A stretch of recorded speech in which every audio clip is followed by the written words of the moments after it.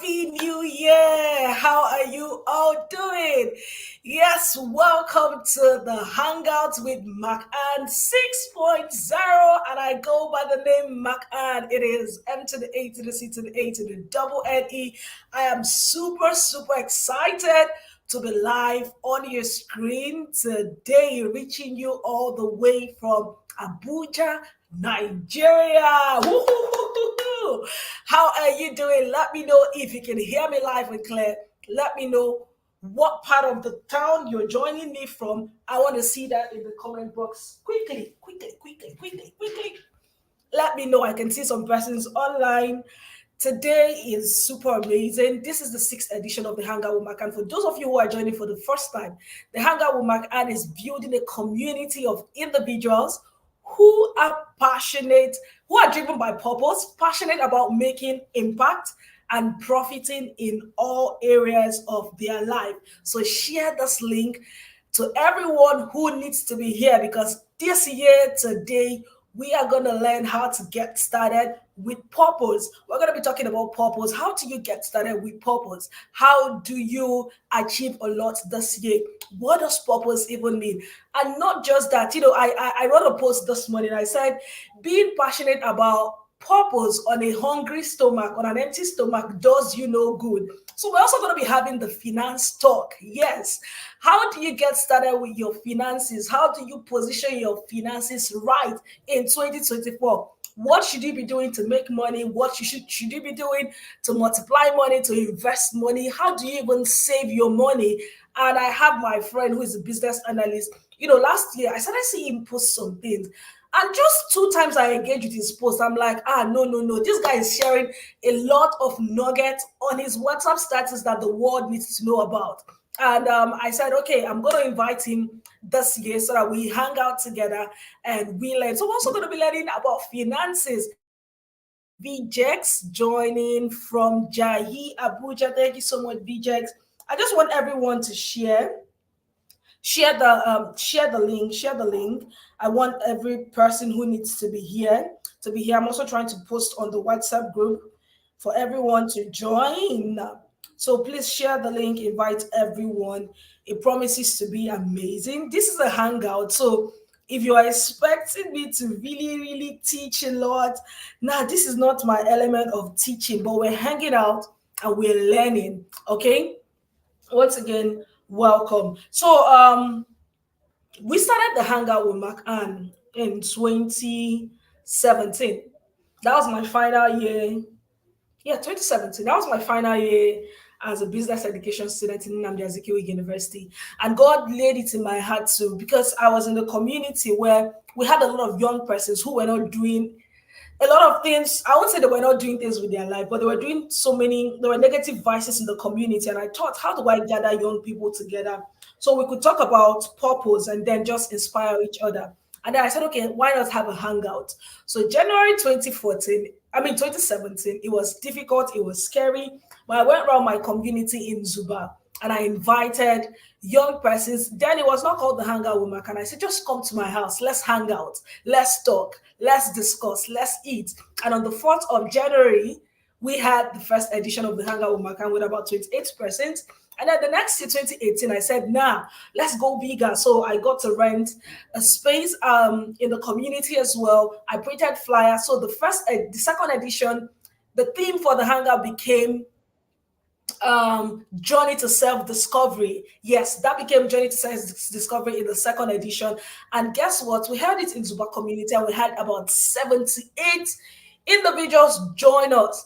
And so that was 2018. 2019, I was already done with school. I was serving in Lokoja. I said, we have to continue this vision. Let's keep building young people together. And then in 2019 now, we had the third edition. And the theme for the third edition was Purpose Driven Life. Purpose Driven Life was the name for the third edition. And we had about 6 mentors who were invited. I know Stevie Nedibo was there, Ujiu Iyane, and so many other persons. 6 of them joined us for the Hangouts, and that was the third edition. And then that was 2019. So 2020 happened, COVID.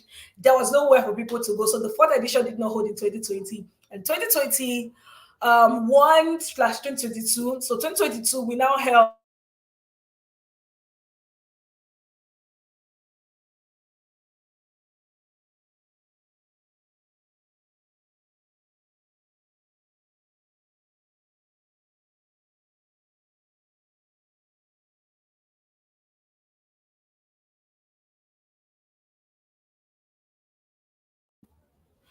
Okay, yes. So 2022, we had the fifth edition, and now in 2023, we're having the sixth edition. And one thing that has been consistent in our journey is the talk around purpose. And this year, we are talking about starting with purpose. And so, welcome everyone. So, I've just been able to run you through the journey of the Hangout with MacAnne over the past years. And this today, I had to take out time. I was like, God, there's a lot. I can't talk about purpose in one day. And that's why I want everyone to join the community. Okay. It's a community of intentional people who are driven by purpose. Last year was a defining moment for me. I knew there was a pull to do a lot to grow. And last year I did not teach at all. But this year there's been a lot of release to teach. So guys, expect to learn from me. Expect to grow. Today has been a growing experience. 8 a.m. till 5:30 p.m. I did not leave my house because I was in another visionary webinar with a role model and a mentor from afar that I respect so much, DDK, and it was simply phenomenal. So I'm going to speak for about 30 to 45 minutes, and then I would invite the guest. I'll just lay the foundation, then I'll invite our guest speaker who is already here. But I want to know, what are your expectations? What are you looking out in getting for today's event? So, for people, permit me, I'm just going to be going through my screen. There are people who joined that I was meant to send mails to them, but I can't send mails before we started. But I just want to share the link on my status. So what you would want, I want you to do for me is the link. I mean, share the link, this YouTube channel, share it on your status. There are people who need to be a part of this hangout. So share it with them. But let me know, what are you looking out for today? I took a time to go through the expectations of people. And some person said that, okay, I'm just going to read through. I didn't check names because there's a lot to talk about. Some person said, I want to learn how to initiate and explore purpose. Some person said that I want to know the difference between purpose and goal, how to start the year with purpose, finding and fulfilling purpose, how to develop purposeful programs and achieve it, um, proper goal setting, planning guide and purpose, how to make an impact without planning, without over planning in my head, the difference between purpose and desires, how to get back to purpose when you feel discouraged and disqualified, how to improve my self image and learn how to grow, professional insights drawn from real life experiences, guide to achieving purpose, modify purpose as an entrepreneur, purpose. So, everything a lot of persons want to learn about is purpose, purpose, purpose, purpose. So, we're going to be having purpose driven conversations this evening. But the first thing I want to share with you is that, you were here because your purpose is calling out to you. You are looking for purpose in your mind, you're looking for purpose, you want to discover your purpose. But I want to let you know that your purpose is looking for you. If you heard that, type it in the chat box. Type it in the chat box. I want you to type and say, my purpose is looking for me. Your purpose is looking for you, and that is why you are here today. God has a way. See, I'm going to be sharing with you my story because I'm saying starting with purpose. And in between it, we're going to learn a lot. But the first thing I want you to type, I'm going to be highlighting your comment. Please type, type, type, type, type. Your purpose is looking for you. You don't find purpose, you embrace it. Because imagine if this glasses started asking itself that, oh, what am I meant to do? Like, I saw the glasses. I knew the purpose of the glasses and I bought it. I had to, get the lenses, and it is achieving its purpose. So nobody creates something, and after creating it, the person start asking, what should I do with this thing? I think, have you seen, is there anybody who does that? After creating something, then you now start saying, I think let me use this thing as a bullet. No, no, yes. Joseph is saying my purpose is looking for me. Yes. All you have to do is to embrace it. Okay, so before you were created, there is a designated purpose, there's a design purpose that God has installed, has put in place for you. And all you have to do is to walk into it. And the day you start asking yourself, why am I here? It does not mean that the day you start asking yourself, why am I here? And that's the day you will now start, God will now come and say, hey, Joseph Freeman is beginning to ask, why am I here? And then God will now say, let us design a purpose for him. No, no, the day you start asking, that means you're coming to an awareness because you want to embrace your purpose. But your purpose has been in existence before you were born. All right? Yes. Silas is saying, my purpose is looking for me. Yes, before you were born, your purpose has. The Bible said, I'm a faith-based person, but then everyone here, whether you're a Muslim, you're a Christian, whether you're a Buddhist, whatever religion you're functioning with, I want you to know that you have a purpose. And that purpose was designed before you were created. And your responsibility is to embrace it. And the day you start asking, okay, why am I here? The day you start asking, why am I here, is not the day that God goes to create your purpose. All right? Okay. I see everyone saying in the chat box, my purpose is looking for me. Yes, blessing. Your purpose is looking for you. And all you have to do is to position and embrace your purpose. And purpose is the origin, is a reason for the creation. Okay? It's the reason for the creation of a person or a thing. Whatever you see existing on earth today was created for a purpose. The laptop was created for a purpose. The ceiling, the house, every single thing has a purpose. Anything that is not created for a purpose sometimes is useless. Okay, so you have a purpose. That's the first thing I need you to understand. And you may be asking, so how do I come to that point of discovering purpose?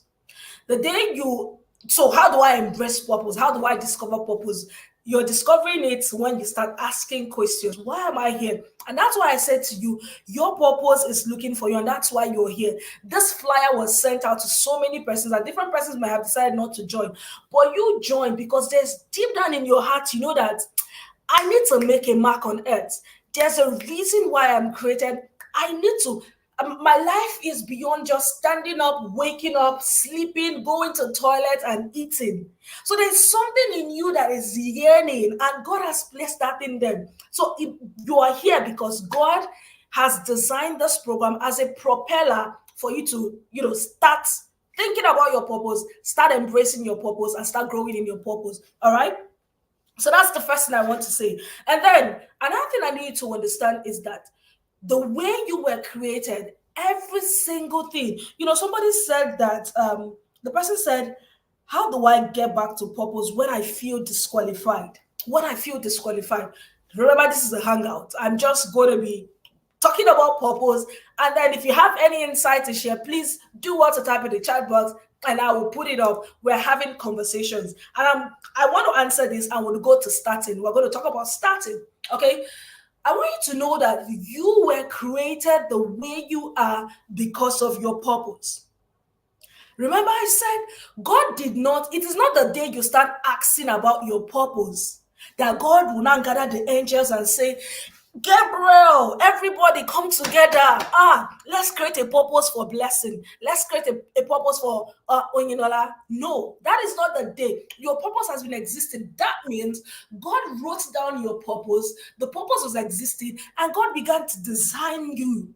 God began to put in those features that would help you fulfill purpose. So permit me to say that you are the way you are because of why you are. Your purpose is your why. The way you are, your features, what you carry, your complexion, Those of you who are in Nigeria, those of you in South Africa, in Canada, whatever part of the world you are listening to me, okay, God designed those features because of your purpose. God made me dark, He made me black because He knows that this dark skin is going to fit MacAnne. God makes you fair because He knows that that complexion is fit for you. So you see your complexion, you see your beauty, you see your physique, you see the way you speak, where you are, your talent, your abilities was given to you because of your purpose and your experiences as well. Permit me to say your experiences as well. So your purpose, I mean your complexion, your physique, your country, your your language, everything about you, your features, everything about you is your feature, and they were given to you because of your purpose. The day you understand this, you would embrace your uniqueness. You would know that you are uniquely created for who you are. Okay, so your body, the way your body is, whether you're short, you're uniquely short, you're excellently short, you're beautifully short because of your purpose. If you are tall, all you have to do is to embrace yourself. The same thing happens to your experiences. There were experiences that may have happened to you in your past. All right, this is the point where I'll share my experience.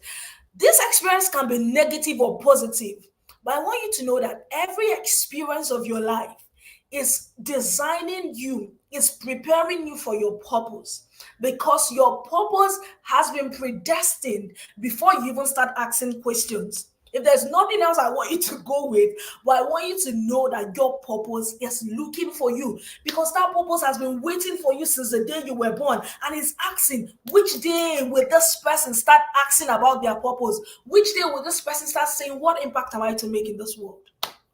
All right. So growing up as a teenager, I was born in Benin City, Nigeria. I was born in Benin, Nigeria, and then my mom is a teacher, my dad is a businessman. And after some time in Benin, we moved and we relocated to Abuja, Nigeria. But in Abuja, Nigeria, we're staying somewhere called Niger State, Madala in Niger State, in a rented apartment. I was going to a school, private school. Then later on, my dad had to build his house, and we moved to Ikwa in Zuba. So Zuba is a community in the Federal Capital Territory, Abuja, but it's a local community. So while I was there, so I moved from private school in primary five. We used to call it, now you guys call it basic for those who are younger now. It's not like I'm old, yeah, but we now call it we call it then primary school. So from primary five, I moved to primary six, and I was in a government school. And when I came into the school, it was a bit strange from the private school. So the last time I attended private school was in my primary five. And in primary six, that government school was called Zuba Primary School. People had to sit on the floor because we did not have enough seats to accommodate persons. So if you come late, you sit on the floor, and you have one class, and the classroom accommodates, I think, about 60 to 70 persons in primary school. Imagine how we were learning. If you cannot read, so we had people there who were 15 years, 16 years in basic school. You had older guys, and I was there. I can't remember my age too. But after my primary school, I was very smart. I've been smart. I moved on to junior secondary school. In the junior secondary school, I was the second set of that junior secondary school in Zuba, and then I was going to the school. And when I was going to this school, I was still living in Zuba community. I remember I told you that Zuba community is a local community where we had a lot of persons who were illiterate, some persons who were a lot of business persons selling, petty trading, and all that. So while in the community, so we see the children of the people, because their parents are not enlightened. So you see the children exploiting their parents. I was privileged, my mom is enlightened, she's a teacher, so you cannot even, do a lot of things. And then after my junior secondary school, during my junior secondary school, I became the head girl of the school by just three. So I was doing well. A lot of teachers liked me and everything. And in senior secondary school, I moved on to a new location, a new environment, while still living in that community. Remember, I was still living in that community. But my mom told me in that school, when I moved to a new environment, I learned about a club called Student for the Advancement of Global Entrepreneurship. And learning about that club, I heard that these people, Brazil at that point. I said, free express. They went to Brazil. I said I was going to join that club. And guess what, guys? When I entered SS1 in that school, I joined the club. When I joined that club, it was difficult. I mean, it was quite competitive because everybody wanted to be a part of that club. And then I started out as a presenter in the club. We're cramming. So being in that club kept me busy. I was busy as a teenager. So we were planning, we were going for rehearsals because that competition involved the whole most of the secondary schools in FCT. And after the preliminary stage, the whole schools who had the club in FCT would compete. And after that, they move on to the next phase, which was the FCT finals. And after the FCT finals, they move on to the next phase, which is the state category. You represent your state. So in SS1, I joined as a presenter. I tried my best to be a presenter. I tried my best. I was getting close, but towards the end, I was eliminated as a presenter. Like, I know. Another person was now presenting. And I said to myself, how do I get into a next phase? How do I get into a next phase? And then I joined production. So I was making liquid soap while in the club. And then later on, it was time to travel. I was part of those who were selected to travel. So I traveled to South Africa. Then later on in SS3, I was now the president of the club. I traveled to US. Now remember, while I was getting those global exposure, I was still living in a community that did not have light, constant light, that did not have good road network. So God was giving me those exposures. So when I came back to the community, guess what started happening? I started having resentment against the community. I just felt like when I look at people, I said, nah, these guys are not my level. I shouldn't be here. And then I started getting this accent and other things that I was trying to form. But then as God would have it, I got admission to university. After 1 year, I tried getting admission. I didn't get admission. And then I got admission after 1 year of staying at home. The next year I got admission and I got into school. And while I was in school, something happened because I loved radio as a teenager and I loved talking. I was bored, I was intelligent. But then I had this mindset that when you go to school, going to school was where you become wayward, you just live life anyhow. But that was different for me because it was as if that God set me up in school. And then when I got to school, I saw a community of young persons who loved God, who were growing very well and all that. So I joined the community, and then I discovered that all the while I was just church goer, I was just religious. But at that point of getting relationship with God, I would say that was now the beginning of intentionally discovering purpose. So I like to say that purpose discovery starts with God. Okay, it's important because you cannot discover. So, and everyone here, you have a God, but the thing is, you have your own way how you relate with God. But as a believer, I relate with God through prayers, studying my Bible. As a Muslim, you have your own way of relating with God. You have your own way of hearing God. But I want to say purpose discovery starts with God because God created you. And it is the creator of a thing that identifies what that thing is meant to do. Okay? Remember, I was telling you that your features, your uniqueness, the way you are, your experiences, everything that your exposure is preparing you for your purpose. You may not have discovered what exactly it is now, but it is preparing you. I want you to write in the comment section and say, my experiences, my features, the way I am is preparing me for my purpose. So by the time I started getting to know God, and then the exposure, I was now in university. So when you come back home, there's this thing like, oh my God, I can't wait when I will leave this environment. That was all in my mindset. But then later on, 300 level, I started feeling burden. I started feeling this dissatisfaction. So whenever I come back home and I look at the people in the community, I see young people smoking in their I see girls getting pregnant. I started knowing that I was feeling dissatisfied. I was feeling these people there's a lot more for those people. Why are they wasting away? Why? But I didn't know what to do. I was like, okay, I don't talk to them. They're not my level, but I didn't know how to start. All right. But the feeling increased. I was feeling restless. I knew that there was something I needed was in my heart was I said to myself, if you had the last day to live, what are you going to do? If you had just one day left, what would you want to do before you die? And I said, I would want to impact these people. I would want to let them, I would want to get them together and talk to them. And guys, that was how I started the Hangout with MacAnne. And the Hangout with MacAnne has grown beyond the Hangout with MacAnne. It has bettered a community. It has bettered a non-profit organization called Things Connect Africa in that same community. So you see that God placed me in that my community because He knows that, and God gave me the exposure of traveling to South Africa, the exposure of traveling to US, because He knows that those experiences was to help the young people in that community. And today I can tell you that we have helped over 1,000, almost 2,000 young persons in that community because every month since 2020, when the next organization formed, I have been reaching out to them. Another thing I want you to know is that your giftings are also preparing for your purpose. I discovered my giftings is talking. I enjoy talking. So your experiences, your giftings, and God also prepared me. So I started exploring.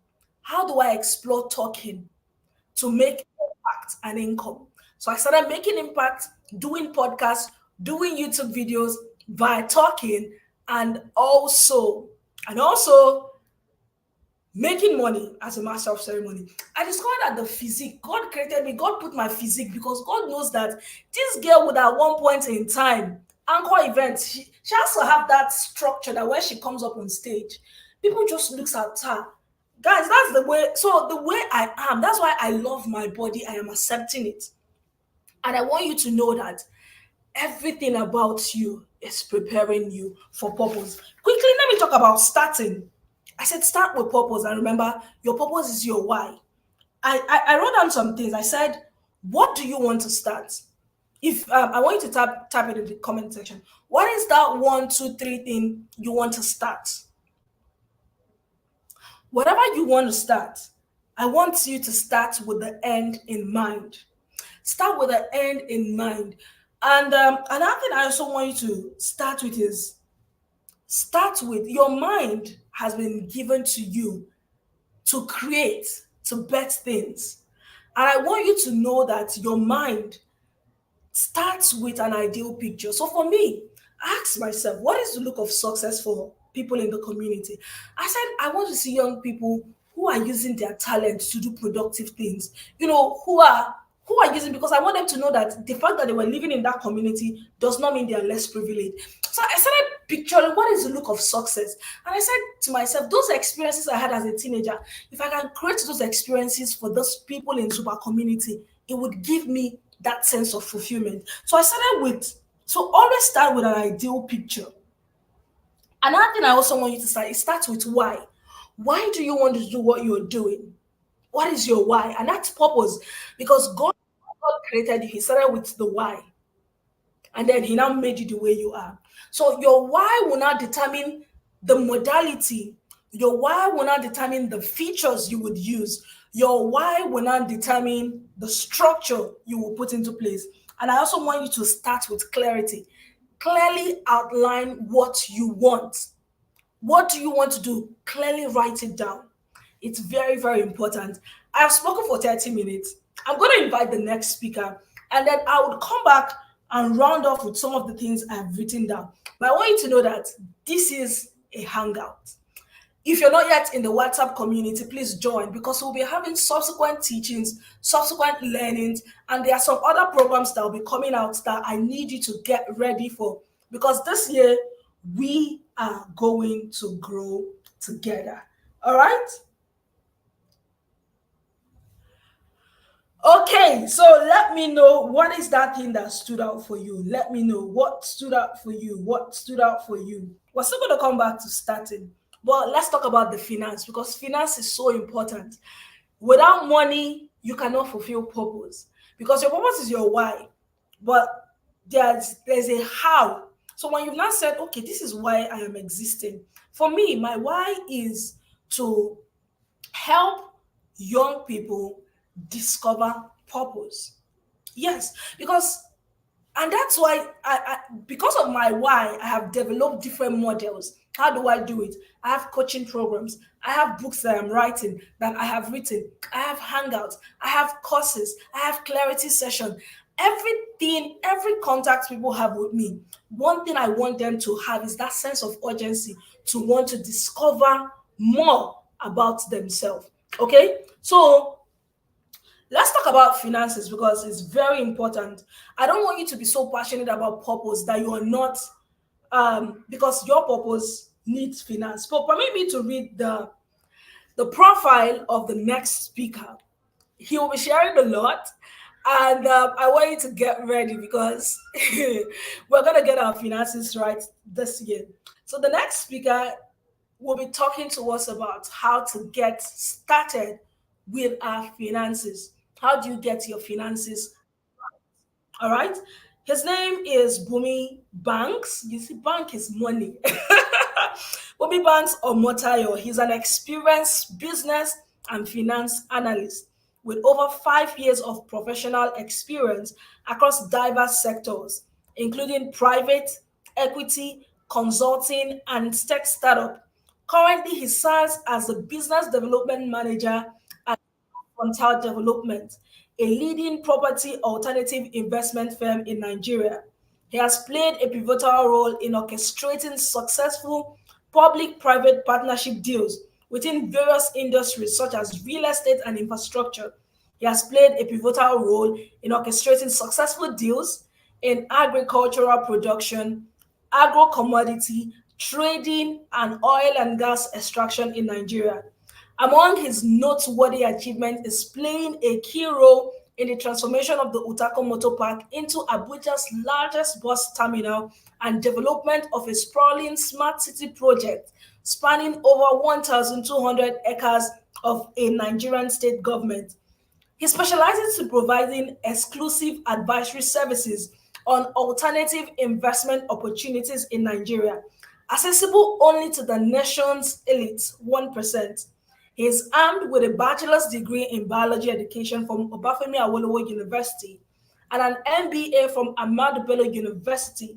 He is a certified financial modeling and valuation analyst with Corporate Finance Institution and a member of the International Institute of Business Analysis. Additionally, he holds a certification in marketing from business development from Philips Consulting Limited. Let me bring him to the um, okay, yes. Beyond his professional pursuits, Bumi is happily married to Iyenuluwa Grace Omotayo, an educationist and an esthetician. His unwavering passion lies in fostering innovation, enhancing infrastructure, and advancing industry in Nigeria. Family believing he is among those called to contribute to the nation's development. Ladies and gentlemen, I present to you the one and only Bumi Banks Omatayo, who will be telling us and showing us how to get started with our finances and get our finances right. I will backstage engaging in the chat box. I want you to keep writing what is your key takeaway. Bumi, welcome to the Hangout with MacAnne 6.0, and we're excited to have you. So over to you. Yes, good evening. Good evening, everyone. Good evening, MacAnne. Thank you very, very much for this platform. Thank you very much for this opportunity. I think I have to start right away. Yeah, so I'm going to be presenting my slides. I want to believe it's possible and like the viewers will be able to view it. So I'm going to start with that so that I'm going to manage our time. Thank you very much. I just wanted to just know, can everybody hear me? Um, and can you, if you can, please just, and can you see my slides? If you can, please just, let me just see.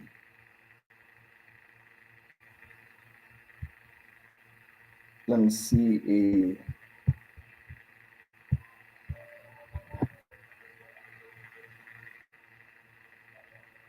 can, Okay, if I can just see like a comment. Thank you very much. Can comment or something on the chat. Yeah, if you can see what I'm projecting.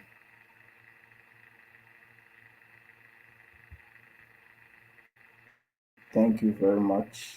Thank you very much. I just want to just confirm that everybody's able to see my slide and everybody's also able to see and hear my voice clearly. Yeah, yeah. I'm still waiting for comment, but I'm gonna continue. Thank you very much once again. Um, I'm very very happy. Yes, thank you, Phillips, thank you, Joseph, Freeman, thank you very much. Yeah, thank you very much. So that means I can continue and I can be confident that everyone is listening and following what I'm saying. Yes. So, like what MacAnne said, it's actually very true. My mom used to tell me something. She said that you're going to find it difficult, pursuing your purpose if you're having issues with your finances. I can remember my mom used to tell me that it's difficult for poor people to serve God. I don't know. Or for some people broke, and I've always said that at the back of my mind, which is actually one of the reasons why I decided to pursue studying finance and business after I finished school, when I completed school, my undergraduate degree. Because finance is very, very interesting. Like everybody talks about it, everybody complains about it. The world seems to always revolve around money, and it's always interesting to me. So that's the reason why I was kind of like passionate about money, and I was like, okay, let me study this thing and everything.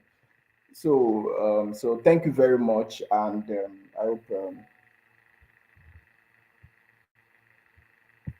Yes, yes, thank you very much.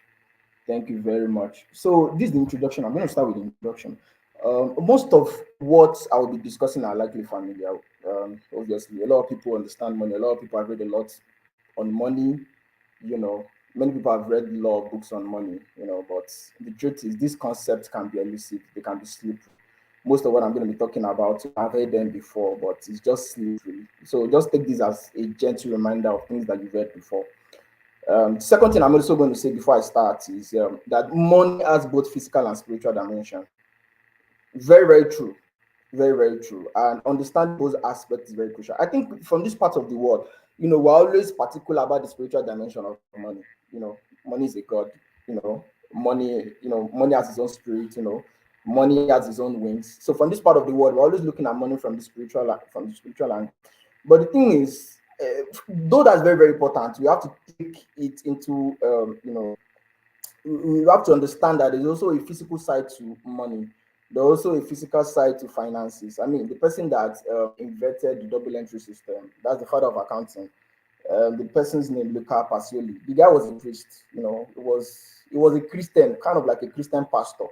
You understand my point? So, so really, God. When I heard that story, I just realized that God also wants us to understand the physical dimension of money, so that we'll be able to know how to, work with it and make it a tool and be able to manage it. Then the third thing I'm going to be saying is that you can't. A lot of us will not be able to predict what is going to happen throughout 2024. A lot of prophecy has come out. A lot of people have said a lot. Both from the business angle, from religious centers and things like that. A lot of people have said a lot of that will happen in 2024. The truth is, the thing is, nobody can easily, I mean, if we can see everything that's going to happen in 2024, then we're taking the place of God. Except if God obviously shows us, God is the only omniscience God. He's an omniscience God. He's the only one that has the capacity to be able to see everything from the beginning and the end from the beginning. So we can't see everything that's going to happen in 2024. That's the truth. So, but one thing that we can do is that we can control the things that we can control. you know. And that's why I said that you can cut the odds of unwanted occurrences within our control. That means that we can control the things that we can control. Things that we can control is expected that we have the capacity to be able to control them. Things that we know that will not make what we want to see up will not make us see what we don't want to see in 2024. Those things that we know that we can control. Those are the things that I'm talking about. at the throughout this talk. Quickly, I just want to quickly share my story. So I said there, if you can see it, I said it's never too late for us to fix our finances. I don't want to just quickly share a story. So 2021, 2021, I was very, very broke. I started the year very, very broke. In fact, I could remember I started the year with 1,000 naira. I started 2021 with 1,000 naira. Not that I didn't have a job, not that I didn't have a business or things like. I was just broke. I mean, I was broke, and I also ended 2021 being broke. Very, very interesting. I've never, like, I used to tell people that I think 2021 personally for me was one of the like most interesting year that, to say the least, that I've ever had in my life, because I went through a lot in 2021. You know, at a point I decided that I was going to get married, because I had like this goal. Oh, before I'm 28 or 28 or something like that, I'm going to get married. So I had that goal that I was going to get married. And interestingly, I saw the love of my life. I met the love of my life. And now, what's the next thing to do? Get the funds to get married. And as at that period in my life, I was making 30K. I was making around 30,000 naira every month. And the reason for that was because I was so much in debt that that was just my net income. Like, I'm going to receive money and I have to pay a lot of debt. And to the extent that what I'm left with in the month is 30K. I can remember that there are some periods in my life where I'll be managing 200 naira in a day. I mean, there are periods in my life where I will wake up as early as possible to go and stand in front of those people selling akara and those people selling potato, at the junction of my street, because I was living in Dugbe then, just to make sure that I get to eat before everybody comes, because those places now, if everybody has eaten, or if everybody has bought one to buy, you won't be able to buy anything anymore. So that was how my life was. Like, it was so messy. I was in such debt that I had people that would be calling me late in the night, disturbing me that where's my money, they'll be harassing me, they'll be threatening me, you know. Very, very interesting times those days. And in spite of that, in the middle of that, that was when I was planning to get married. I mean, that was when I was planning and telling my fiance then that we're going to get married. Like, it was so ridiculous. I could remember people asking me if something was wrong with me.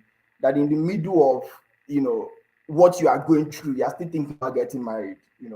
But one thing, I just knew that, yeah, that this is the right time for me to get married, and this is the person I'm supposed to get married. Fine, that's true. That is good. That is okay. But the thing is, bro, you have to make money to be able to get married to this person. You have to get some things right. And that's when I decided to start, fixing some things in my life. I mean, many things that a lot of people see in my life today, I did it between 2021 and 2023. Many things that people see in my life.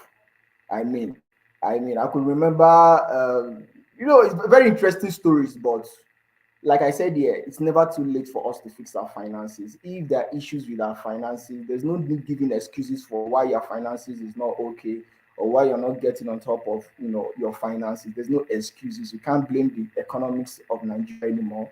You can't blame the economy of Nigeria anymore. You can't blame the government. You can't blame the fact that you don't have support, or you don't have relationships that can help you get hold of the relationship. No, there's no time for those excuses again. This is 2024.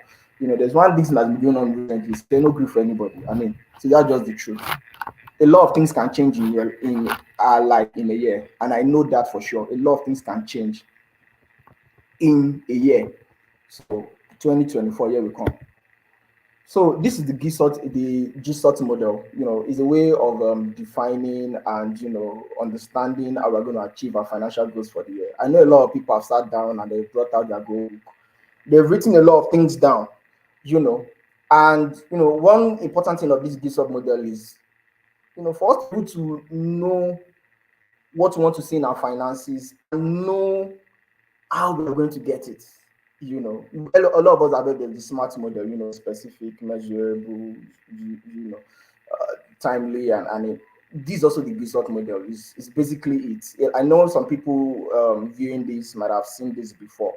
So what is a goal? A goal is a broad primary outcome. It's something that you have decided that you want to do. A strategy, how you've like thought of, or how you think you're going to be able to achieve that goal that you set out. The objective, the numbers associated with the goal, you know, measurable steps that you want to take to achieve the strategy. Then tactic, a tool that you want to use to pursue your objective and your strategy. Pardon me, I'm going to be speaking a lot on frameworks because as an analyst, we work with frameworks.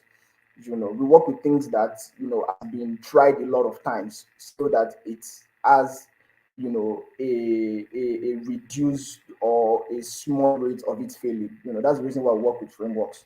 you know it's just science.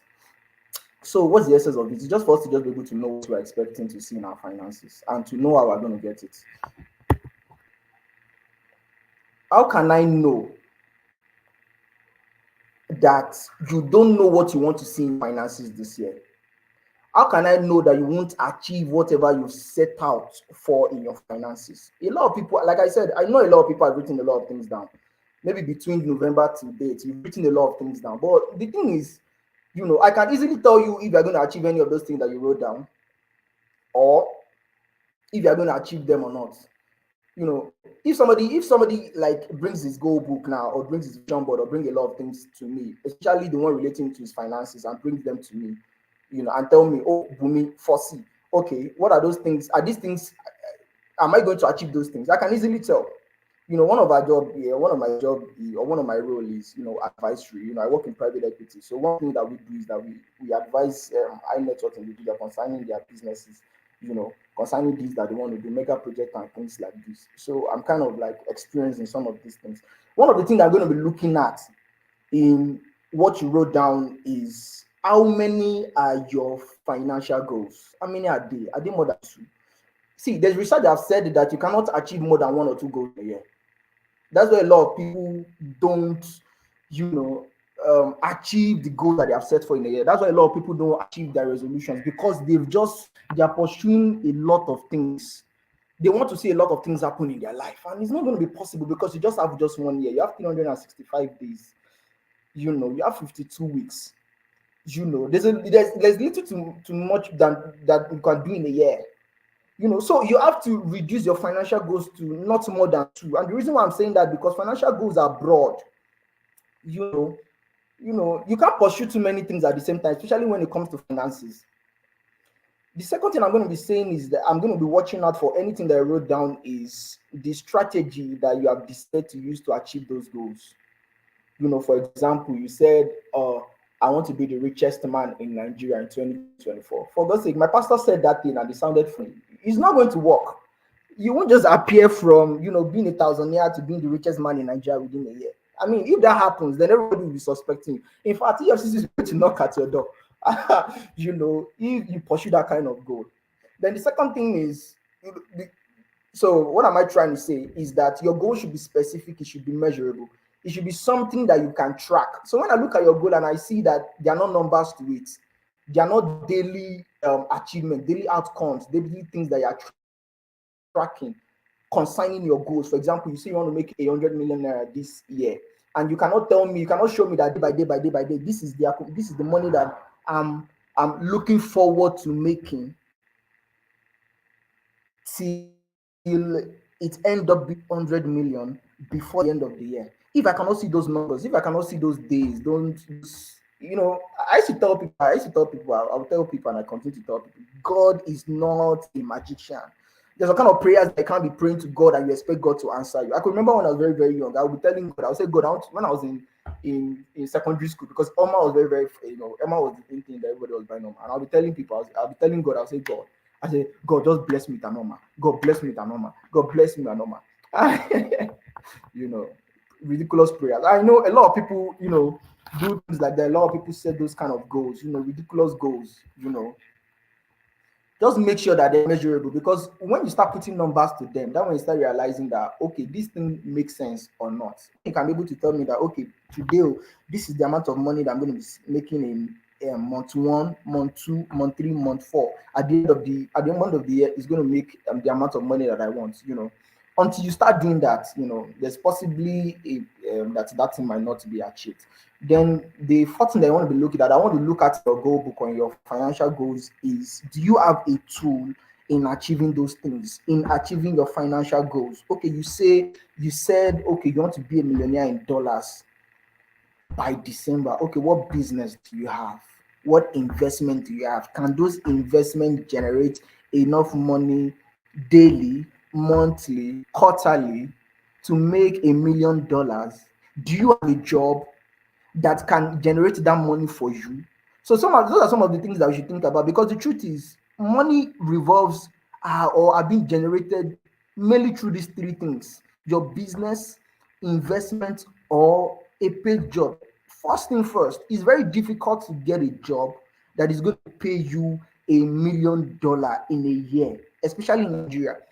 It might be possible, but it's going to be difficult. So one of the things that also, when you tell me something like, oh, I want to make $1 million, I'm going to look at, and you say you have a job, and the only thing that you have is a job. I'm going to be like, no, it's not going to be possible.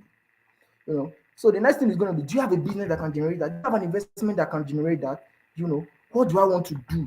Or will I start the business or an investment, or will I going to get a job? So those are some of the things that I'm going to be looking at. And I think we should do our own self appraisal. I should appraise those things that you have written down, those things that you have decided to do before the beginning of, especially this time when we're just starting the year, so that you'll be able to know if you'll be able to pursue this goal or not, you'll be able to pursue this objective or not. You understand my point?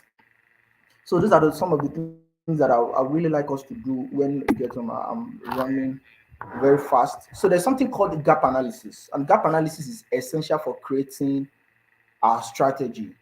You know, is in fact, in projects, in product development and things like that, business analysis, gap analysis is very, very important, because that's what we use for creating our strategy. So what is the essence of gap analysis, and how does it come into planning for our finances this year? Gap analysis is going to ask the following question so that we'll be able to use it to create our strategy. Number one, where am I now in my finances? How much am I really making? I could remember when I was in 2021, I was making 30K. And I did my calculation and I realized that if I'm going to have a family, I start a family in a city like Abuja, I have to be making at least 300. It was close to 300K. I think 273,675 naira or something. I can't remember, but it was close to 300K. So I did the calculation and I sat down and I know, okay, so how am I going to get from 30K to 10 times that in 1 year or in 2 months? Because I was planning to get married, very, very soon. So those are some of the things. You have to know where you are in your finances. You don't have to deceive yourself. You don't have to lie to anybody. They say guys like lying about their salary. Guys like lying about how wealthy they are. You don't have to. You can just tell yourself the truth. This is where I am now in my finances. Then the second thing is, where do I want to get to my finances? So you know where you are and you know where you want to get to. You have to know where you want to get to. You know, you want to say, okay, for example, I don't want to lack. What does that mean to you? Like, don't say you don't want to lack. That is not a goal. That is not something that you can pursue. Something you can pursue is, I don't want to be in a situation where I can't feed myself. That is number one. I don't want to be in a situation where I can't transport myself to where I want to go to in 2024.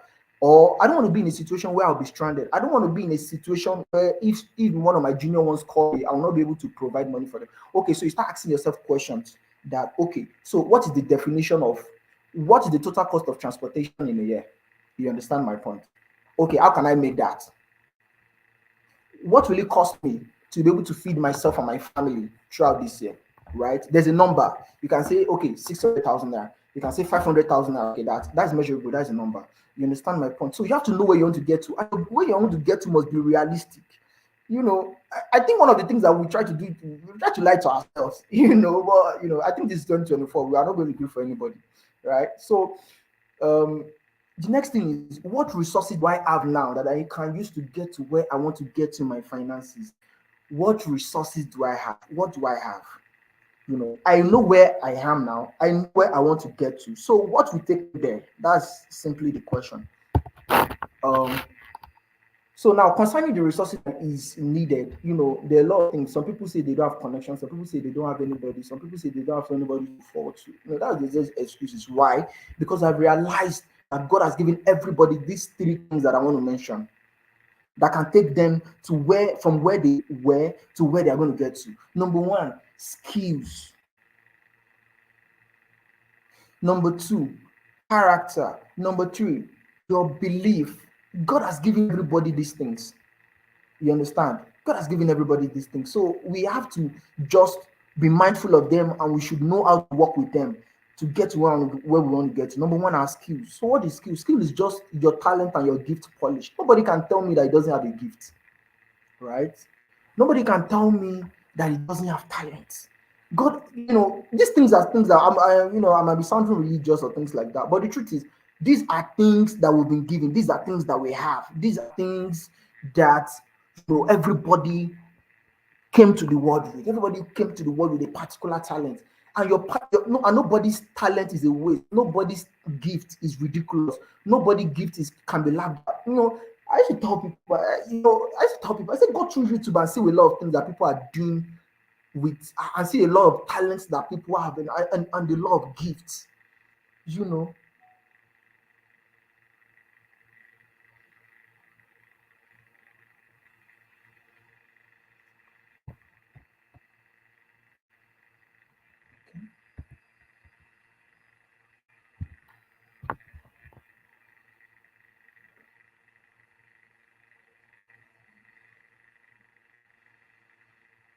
Can everyone hear me?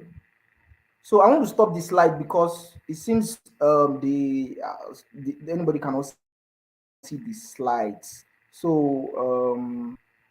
Sorry, please, if you can just do me a favor, just type the last thing that you heard me say. You can just type it, the last thing that you heard me say, or the last thing that you think I was trying to say, so that I'm going to know where to continue from quickly. Thank you very much. Thank you very much. Please, let's do that so that I won't lose anyone. I don't want to lose anyone. I don't want to lose anyone. Please, I don't want to see the last thing that you heard me say, or so I'm just going to be reading the slide from where I am. I'm not going to be projecting so that people will be able to follow me. Yeah. Yeah, I'm still expecting it, but I'm going to continue.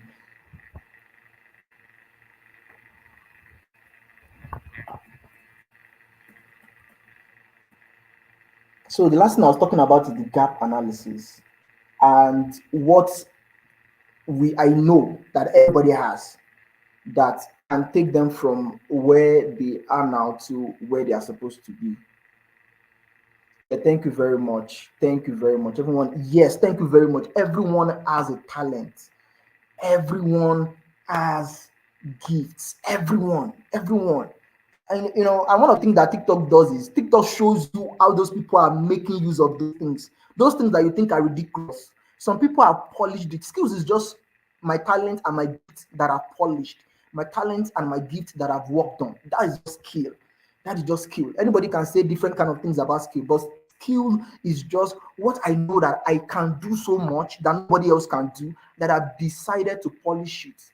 That is my skill, and that is what God has given everybody. The second thing that God has given everybody is character, the ability to be able to form your own moral attitudes, your own mental attitudes.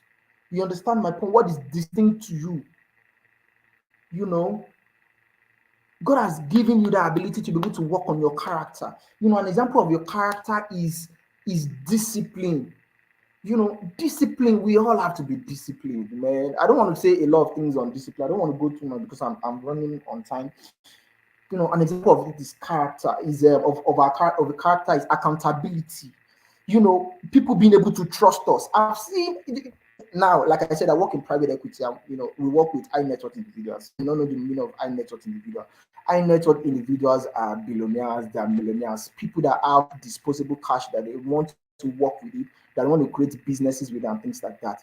And I've come to discover that, these people can actually work with you if you are trustworthy. In fact, in fact, in fact, in fact, they just want to work with people that they can trust. They don't sometimes they don't even want to care what you know how to do. Now that I'm telling you the truth, because the truth is it's very difficult to see people that they can trust. You know, so that's some of the things. Honesty, for example, honesty is something that a lot of that is lacking. Honesty, for example, honesty, for example, things like integrity. So these are some of the things that God has given us to be able to get to where we want to get to. That a lot of people have not really set. Then the third thing is our belief. God has given us the ability to be able to believe, to be able to see, to be able to believe, to be able to trust, to be able to have confidence, you know, in Him. I'm a Christian, so I'm going to say God. I'm very sorry. You know, God has given us that ability. There's a lot of things that can happen if we can believe. If the main understanding that those things that we've written, that we know, that we've decided that yes, these things are attainable. The mere fact that we believe that they are attainable, the truth is that we are going to get to those goals. The truth is that we are going to achieve those goals. But the mere fact that we can believe. I want to share my screen again so that people will be able to, I want to share my screen again. It seems people are following. Let me share my screen again. Okay. Thank you very much. So I'm starting again. So I've titled this "Your Money or Your Life." There are three things that are very, very essential for our finances this year. We have to make money, we have to know how to manage our money, and we must know how to multiply our money. There's one of our matriarchs that actually said this, and a lot of things that is going to have to do with our finances this year must revolve around this. Make money, manage money, multiply money. You understand my point? Yeah. Make money, manage money, multiply money. We have to be able to know how to do these three. We must make money. See, like I said, I work in private equity. And one of the things that I realized about these rich people, especially these big businesses that we talk about, you mentioned companies like Dangote, you mentioned companies like Zenith Bank, you mentioned companies like Honeywell. What many of us don't realize is that these companies have a lot of streams of income. What do I mean by a lot of streams of income? They have companies that people don't even know that are under them. So, for example, now you're looking at Dangote and you're thinking that the only thing that Dangote does is cement. It does, maybe we'll soon start refining petroleum.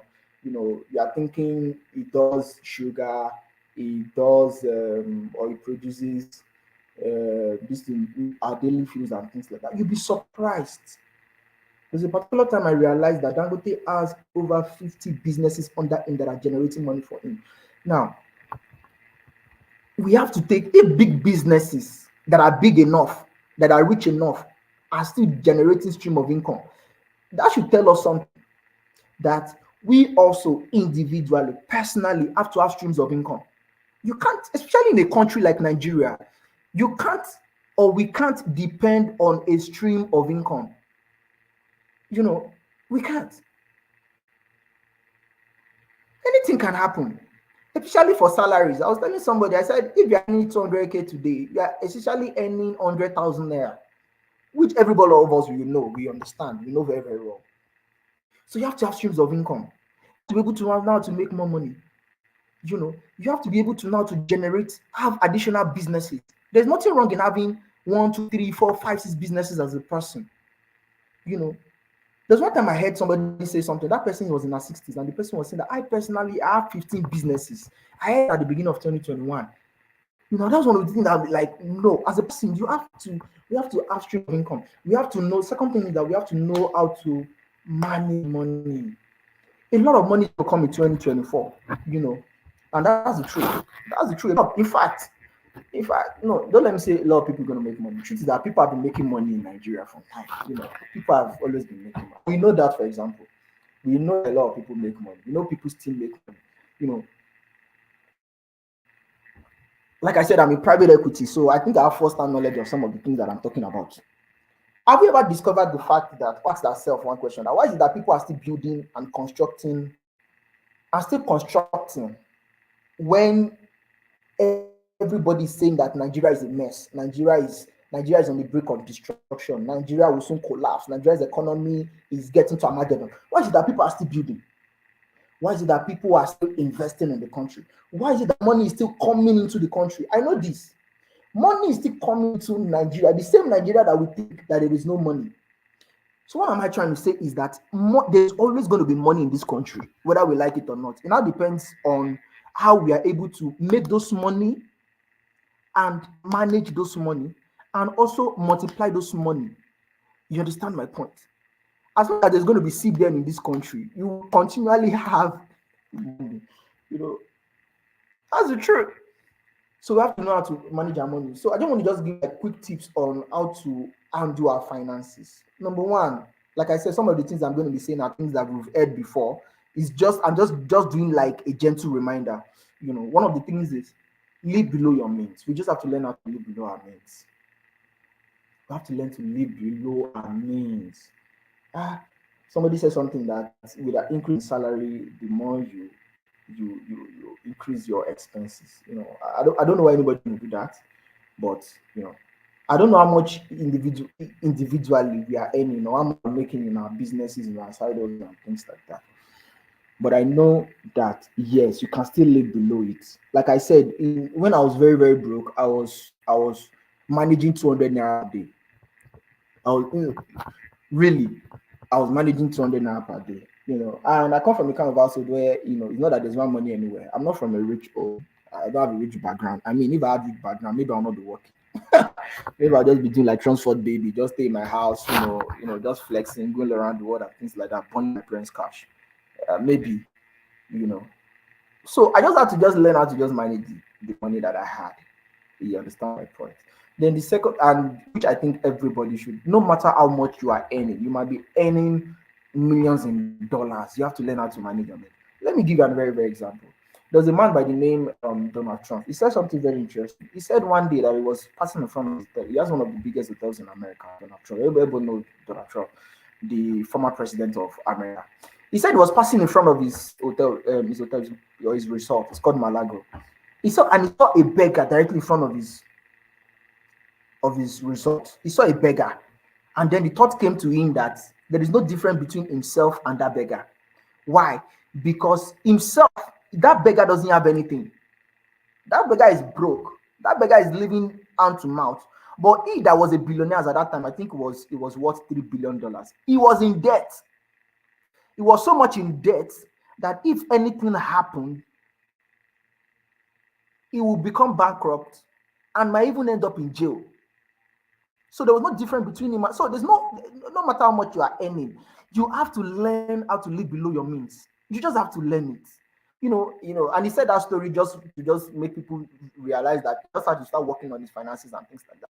So sometimes that's why you see some people they are rich yesterday and today they are broke. You see some people they are wives of governors and the following day they are on bike. It happens. It can happen to anybody. So we have to learn how to live below our means. I'm still talking on things of managing finances. Then the second thing is we have to know how to manage our loans. Especially now. Something is very very important now. Something is quite like trending now. A lot of people are collecting money from online. This thing, all these I call them loan sharks. People that will not let you rest until you pay them. People that when you are paying them, they give you 30K, they are collecting 300K back from you. A lot of them are online. This thing is trending. A lot of people and the truth is, it can be understandable because of sharp rise in inflation, and people are just experiencing the consequences of that, and people are just trying to just find every way to survive, every way to and the thing is understandable, but the truth is that there should be a reason to everything that we do, and there should be a caution. Like I wrote here, don't let your total loan repayment be more than 30 to 60% of your basic salary. In fact, if the person that is giving you loan likes you, it shouldn't give you more than 60% of what you are earning or what you are making, whether through your business, whether through your paid employment, whether through your investments. Anybody that likes you, even the bank, I'm not sure anybody's going to give you more than 50% off. I don't know. I mean, I work in finance, but I don't think any finance house or any finance institution, any bank or any microfinance bank, or any commercial bank will give you a loan that is more than 50% of your salary. In fact, if they give you more than 50% of what you are earning, then you should be scared that those guys don't like you. Because number one, they're even scared because if it's more than 50%, they'll start having that worry that you can't pay back. You understand my point? So don't take loan repayment as more than 30 to 60% of your basic salary. Second thing is budget your expenses. By now, I mean, we should be able to know how to manage our. We should be able to know what we are spending money on every month. We should be able to know. Like I was telling somebody and I was advising, and this is kind of like a general advice, which I understand very well. If you have to pay 2 times to buy a thing, you have to pay something in 2 installments or more than 2 installments. You have to pay or buy or purchase anything in more than 2 installments of your basic salary. It means you cannot afford it. If, for example, you want to buy a phone of 240,000 naira, and you are earning 60K, sometimes the truth is, when I see young people buy, I use iPhone. I mean, I won't lie, I use an iPhone. But the truth is, if I see somebody holding an iPhone from an iPhone X up, because iPhone X, I know your iPhone X from iPhone N upward won't cost you less than 200,000 naira.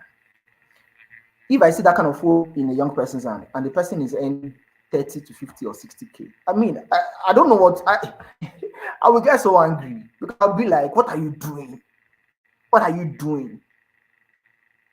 Don't do that. Somebody might give you the money to buy the phone. Somebody might have given you the money to, but the truth is, there are some of the things that if you have to pay more than 2 times to purchase a particular thing, it means you can't afford it. These are some of the things that we in finance understand, but maybe the general public don't know. Don't do that. Know what you can afford. If you can't afford it today, it doesn't mean that we can't afford it tomorrow. That's one of the things I learned from someone. The fact that I can't afford something today doesn't mean that in the next 5 years I can't afford it. And the interesting thing is that if I can't afford it, if I afford it in the next 5 years and I buy that thing in the next 5 years, it will be a new thing. It will be a new thing that everybody's going to celebrate. No, but everybody's going to forget about the fact that for the 5 years of my life, I could not afford that thing. Everybody's going to forget about that. People are going to celebrate the fact that at least I bought it. You understand? So if you can't buy those things, don't buy that now. If you can't afford it, you don't need to stress yourself. You understand? Fourth thing I'm writing here is make sure that you have exhausted every sources of funds before you go to any finance institution for loans. In short, don't go to banks for loans. Don't see. This is what I'm trying to say. I work in private equity. I work in finance. I know I'm not supposed to give this advice. If you've asked your friend, they can't lend you that money. You've asked your family, they can't lend you that money. You've asked close relatives, you've asked everybody, they can't lend you that money. Fine, go to a bank. But make sure that you are able to get that money for free. What do I mean? If any finance institution gives you a loan, you are going to enter something that they call an agreement, a covenant, a contract with them, and they are going to make sure that they collect their interest back. You can't run away from anybody that, especially an institution that gives you loan. You can't run away from them. It's not possible. Don't try it. So because don't they should be the last source of you getting your funds. Especially I'm also talking to people that have businesses. Especially when you are starting a business and you are going to the bank to go and get a loan. It's very ridiculous. That's why there's a concept in startup called bootstrapping. You should be able to get those funds. You're be able to know how to use other people's money. To generate more money, to use money, OPM, some of the things. So I'm running, sorry, beware of bad debt. Bad debt is money borrowed to purchase rapidly depreciate assets or assets of consumption. There are many things that we think that are good that we buy. I understand. You understand my point? A lot of things. And the truth is that many of us, even including myself, and I think it's just human behavior, we tend to buy things based on emotions. You understand? It might be good, it might be bad. I don't know. But the truth is, run away from bad debt. Don't go and take. We should not be taking our money to buy things that we are consuming. You understand my point? One of the things that I found very, very terrible when I was going through 2021 was that I got to a point where I was borrowing money to eat. I'll go and meet my friend. I say, borrow me this money. I want quickly go to shop. You understand my point? It was so ridiculous. What is bad debt? Bad debt is something that there is no how you are going to make the money back to repay to repay it. Bad debt is there's no way you're going. There's no way you're going to make any money back to repay that loan. So why take that money? And the truth is that it depends on the person that you collected that loan from. If you collected that loan from a loan shark, they will collect their money back. There's no how they will not collect their money back. They'll collect their money back. And they're going to collect it in a way that it might destroy, that person's, image for the rest of their lives. So I'm soon be rounding off. Beware of keeping an expensive relationships, whether romantic partners or friends. These are just some of the tips of managing your money. We should beware of keeping expensive relationships. You have a boyfriend or you have a girlfriend that is very, very expensive. You have a girlfriend that you are sponsoring. You know, you have a girlfriend that you are sponsoring everything, and you are sponsoring and you feel that I'm talking to guys, because some of the times it's guys that fall into situations like that. And also girls, ladies also, they also fall into situations like that, keeping expensive relationships. You know, this guy, the only place that this guy knows how to take, or this girl knows how to take you to, is the most expensive restaurant. They're always taking you to somewhere to go and flex every time. I mean, just run away and just cut that relationship off. You know, every day you're always spending. And at the end of the day, I realize, what am I spending money on? You know, manage black tax. Manage black tax. Manage black. What is black tax? Black tax is, you are working, for example. I know there are young professionals here, there are young business people here. You're making money, and it's a responsibility for you to send some of those money back home. Manage it. Manage it. It's not every money it's not every time they call you from home that you must send them money. It's not every time. For God's sake, it's not every time. So at the end of the day, especially for salary earners, they realize, oh, I'm making this so much money and I don't even have anything left at the end of the month. So now look like the person is working or just eating from hand to mouth. It's not every time that they call you that you must send the money. Some of the things I really advise people, create a system that can generate money for people back home. For example, if you still have a dad, encourage him to have a business, something that he can still continue to do.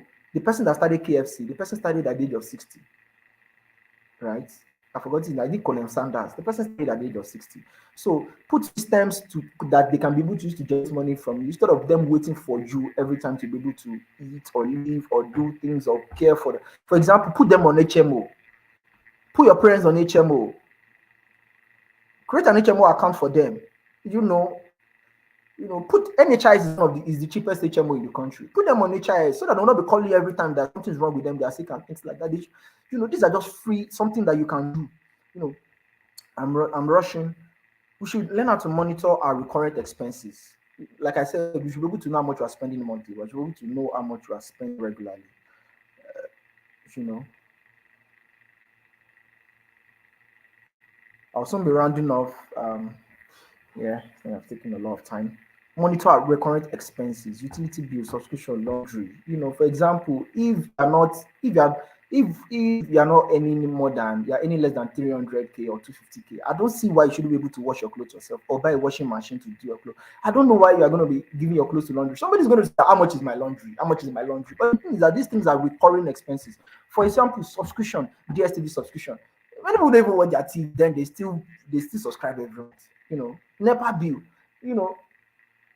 These are some of the things that we don't know because they're recurrent, and at the end of the day, they compound and they have this effect. The last thing is you should be able to know how to multiply money, and this one is very, very important. I just have to just stress this: multiply money. You must be able to find a way, a stream of income that can generate the amount of money that we made in 2023 in one day.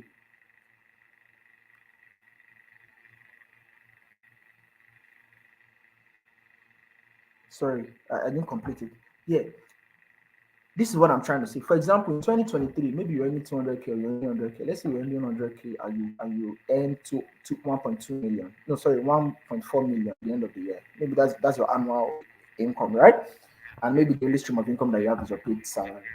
Your paid income, your salary, and you made 1.4 million. Because you're earning 100K.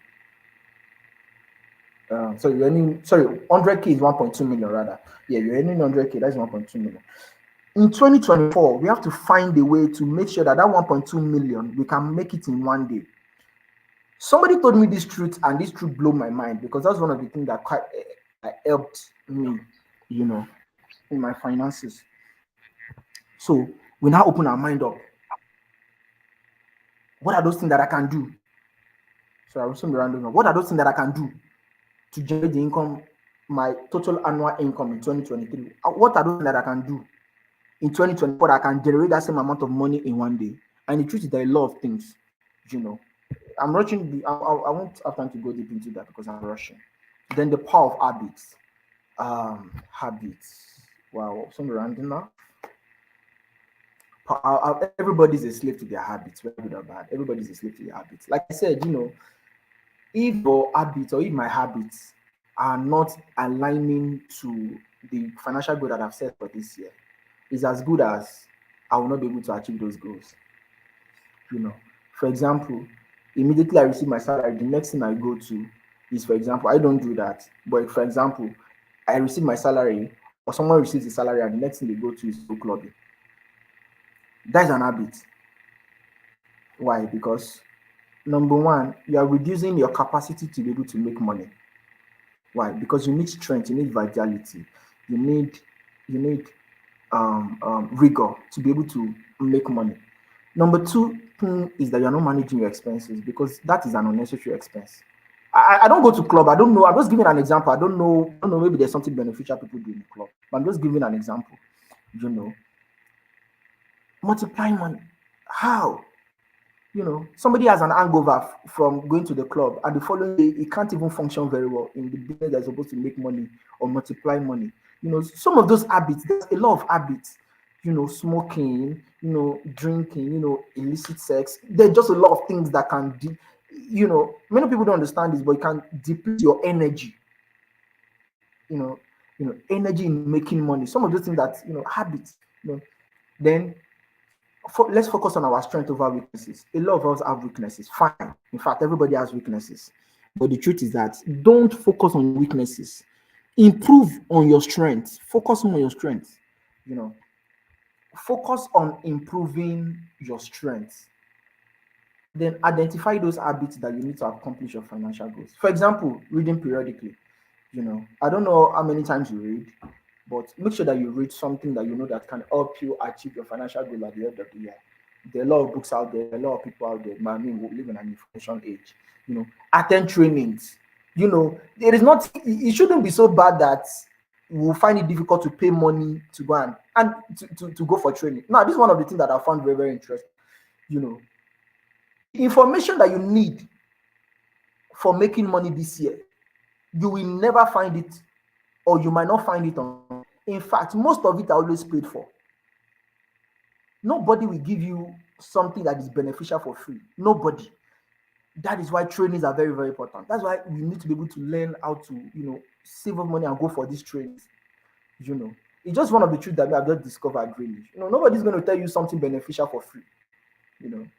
So attending training is very, very good. Then you should have accountability partners. One day I was telling the person, I said, one of the reasons why I know that I'm going to achieve, most of what I've set out to achieve this year is because I know that I'm in a circle of people that we make sure I achieve those things.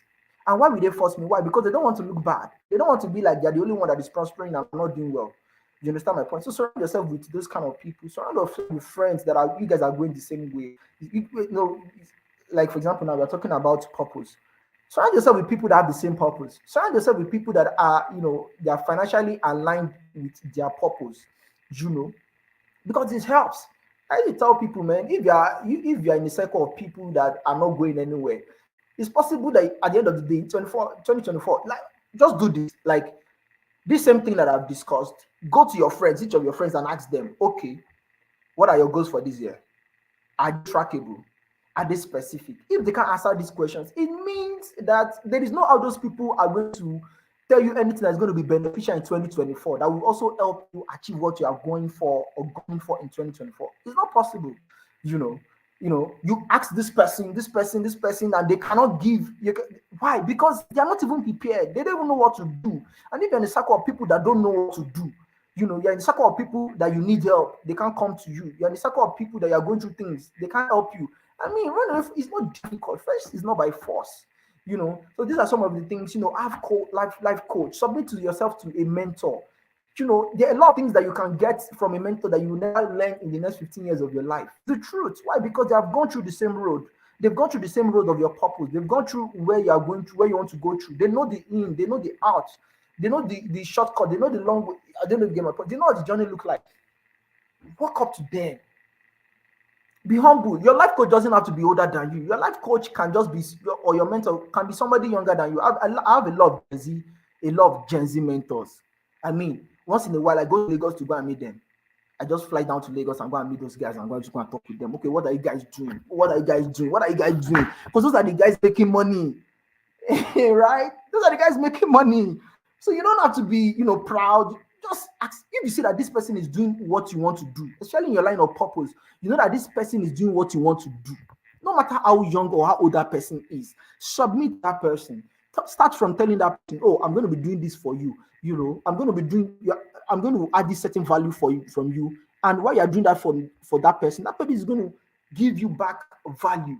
You understand my point? So, lastly, I'm going to say this. I know I've spent a lot of time, but I'm going to say this: faith over facts. Now, like I said at the beginning of this talk, I said, man, we don't know what is going to happen in 2024. A lot of people are going to say a lot of things. A lot of people are going to say a lot of things.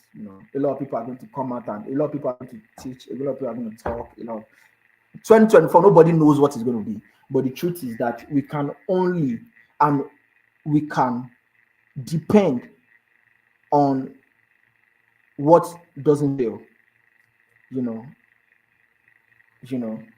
and that is your faith. I don't know what you believe in, but I believe in God. You can depend on that. Facts fail. Facts fail.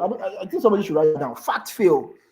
Everything cannot be explained logically. Like I said, money is physical and money is spiritual, right? Everything can't be explained. And you don't expect to be able to explain everything. But what you can depend on is your faith. So prioritize your faith over facts in 2024. You understand my point? Thank you very much. I hope you've been able to. If you were able to learn one thing or two, please just send me something that you've learned. Um, you know, just send me something that you've learned, something that you picked. Something that you picked. Just send me something. Let me just know that we followed or something that you learned because I knew I had to rush through this. But thank you very, very much.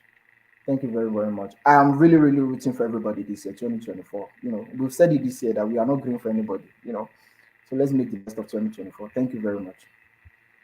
Thank you, MacAnne. Thank you. Okay, thank you so much, Bumi. That was really, really amazing. So, guys, I want to know what was the highlight for you. Share in the comment section. Bumi wants to see them. I also want to see them. See, finances are so important. There's some of you that God has not really given you the full glimpse of your purpose because you don't even have the money to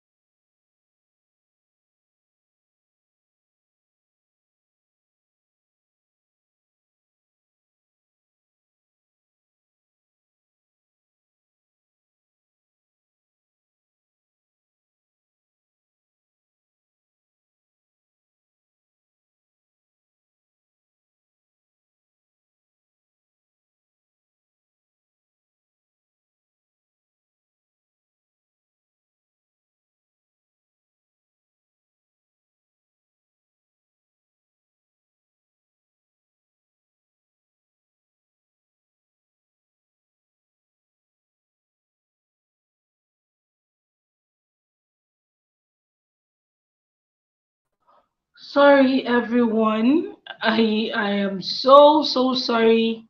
My network tripped. Bumi, sorry. My network tripped. I can see your comment. I can see your comment. Let's keep it coming. Like I was saying something. Okay. Okay, Steven is saying manage. I think that should be bad tax. Is that black tax? In the silence says facts fails. Steven says everyone has talent, gift, refine yours. So we're going to take questions. Please feel free to ask. And then I can see ND is already asking. I wish you can explain more on how to multiply money. And then she says, highlight, you cannot survive on a stream of income in Nigeria. Okay, that's a highlight. You cannot survive on a stream of income in Nigeria. Avoid taking loans from bank, especially when you are a startup. Okay, so we have one question. So please, if you have your question, feel free to drop them. But then before Bumi answers that question, Bumi, there was something I saw on your status, and I said I was going to ask you right here because I know there will be people who are also in this category where they are just starting the year. You talked about 2021. I can't remember the amount of money you said you started the year.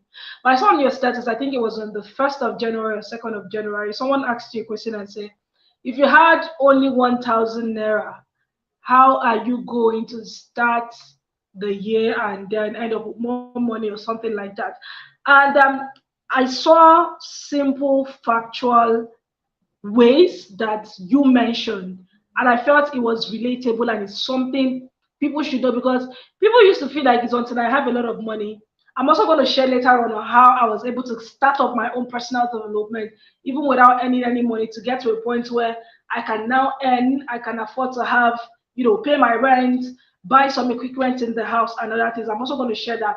But I also want you to talk about that while you answer the question of, okay, I think you should answer that one, and then it will now lead us to this the question that Ndi Silas asking about. I wish you can explain on how to multiply money. Okay, thank you very much, MacAnne. Thank you very much. Yeah, so someone asked me that question, and I just had to just be realistic, because a lot of people will say, things that are interesting when they are being asked that question. You understand? So, like I said, there are two dimensions to money. Money is both spiritual and physical. Fine. From this part of the world, we've understood how to see money from the spiritual angle, but physical, for example. Now we're studying the world. We're starting the year with 2,000 naira. This is what I'm going to do. And I wrote it. I wrote the same thing on my status. This is the first thing I'm going to do. I'm going to look at my contacts. I'm going to look at everybody. I'm going to look at how many people in this contact can give me 2,000 naira. I write down their names. You just go to my phone. How many people can give me 2,000 naira? Are they 20? Are they 10? I write them down. Are they 30? I write them down and I send messages to them. Oh, this is the year. This is my situation. One of the things I forgot to ask, tell people that when I was going through, my issues and my crisis, my financial crisis, when I was going through, I asked people, I begged people. So there's nothing to be ashamed when you're asking people for money. I think a lot of people have that bias that is, how can I be begging for money? Man, you're already down. There's no sense in digging yourself down. When someone is down, the most reasonable thing to do is climb up. And when you're not being practical, you are simply just digging yourself down. So I will ask everybody for money. And for example, everybody gives me or sends 1,000 naira, or 500 naira or 1,000 naira. I complete all the money and maybe I make like 200 or 20,000 naira, for example. I make 20,000 naira at the end of maybe the first week of January or the second week of January. After everybody has sent me money, what will I do? What can I do with this 20,000 naira that I can make 100,000 naira in that same month in January? That what my mind will be thinking. What can I do with that 20,000 naira that I can use to make 100,000 naira? So that is now for deep introspection. For example, why not going and telling people that I can be coming to their house to sweep their houses, to clean their houses? Why not? There's nothing to be ashamed. I can remember when I was in school, when I was in broke, I used to go to people's house to go and clean their houses. School. Fine. Oh, you're a graduate. Oh, how can I be doing that? No, no, no, no. The truth is, this is one of the very, very interesting things. When you take that kind of action, people will see the sincerity in your heart that you're actually going through something that you need to come out of, right? So I do that. And for example, maybe I go to my pastor and I say, oh, please, this is what I'm going through, blah, blah, blah. Please, can you just introduce me to people that can, for example, that I can be going to their houses to clean their houses. And my pastor is going to tell, oh, you can go to this person. You can come to my house to start with. Your pastor come to your house. For example, he's going to be giving you money for transport back home. At the end of the day, maybe I'm clean, like maybe I spend that 20,000 naira as transport money. Obviously, the people that I'm going to go and clean their houses will give me transport money because they know that there's something that I'm actually going through that I need to come out from. People will help you. Why? Because it's easier to help somebody that is providing value than somebody that is begging. If you're just begging everybody every day for money, you understand? People will not take you serious. I used to tell people something. I used to say, okay, look at that beggar in the street. When was the last time you gave that beggar 100,000 naira? You can't give a beggar 100,000 naira on the street. It's not possible because it's just a beggar. you know, People will always give you money when you can provide value. Nobody's going to give you money when you are just begging. I mean, so when they see that, oh, you're even providing value of cleaning their house, that's a value. They give you money. People will help you. People are going to give you money and things like that. So, for example, I'm able to generate that 100,000. I'm just trying to just create scenarios that are relatable. I'm able to create that 100 naira. That I'm able to create that or have that 100,000 at the end of maybe people giving me the cleaning fee at the end of the month, right? I collect the 100,000 naira, and the next thing I'm going to think about is how can I turn this 100,000 naira to 300,000 naira or even a million in the next 6 months? How can I turn this 100K to 6 months to a million naira in the next 6 months? I will sit down. That's what I'm going to do. Okay, what can I do? What kind of business can I do? For example, there are high income skill, there are skills that can generate that kind of money. For example, that you can quickly learn and generate that kind of money. One of it is sales. I tell you the truth, sales is not something that you need money to start. If you can sell something, people will give you things to sell. I used to tell people that if you can just walk up, for example, okay, walk up to our office one day and tell us that you want to sell our properties. See, we will give you to sell. And I know how much you're going to make if you sell those properties. Sell is one skill that everybody should even have.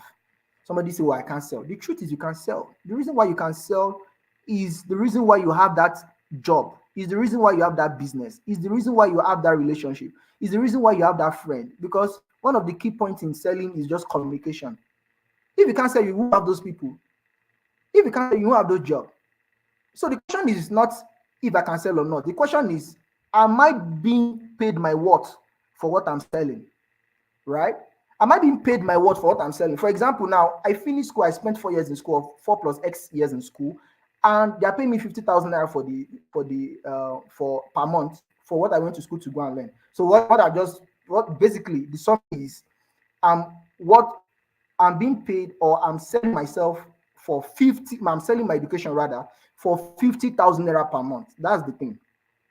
So those are some of the things. So we have to learn how to sell. So one of the things is selling. You can start selling. What can I sell? For example, you can sell real estate. What can I sell? Oh, you can sell products. What can I sell? Right?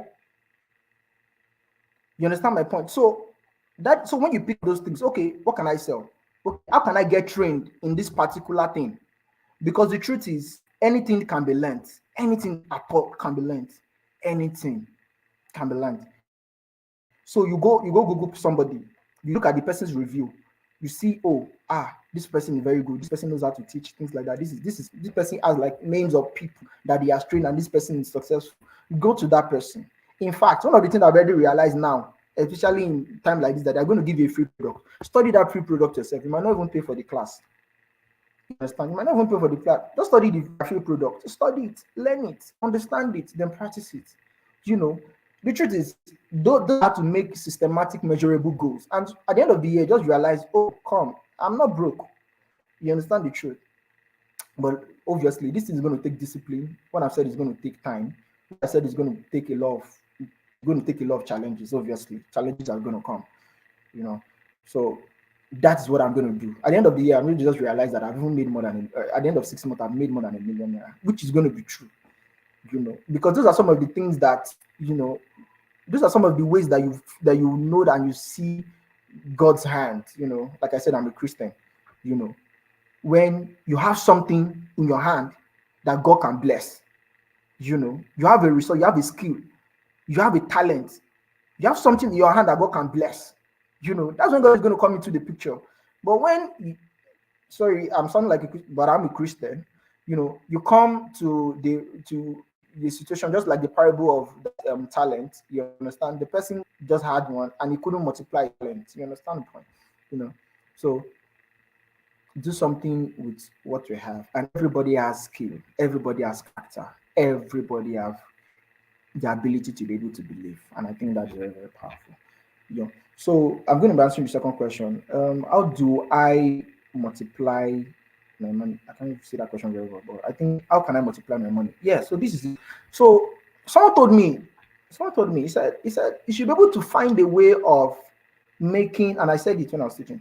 You must be able to find a way of making your total the amount that you made in a year, your annual income, right? You must be able to find a way to make it in a day. You must be able to have a stream of income that can generate that money. Why? Because there's a possibility that if we don't have that stream of income that have that capacity to do that, it's possible that we might still end up making the same amount of money that we made in 2023.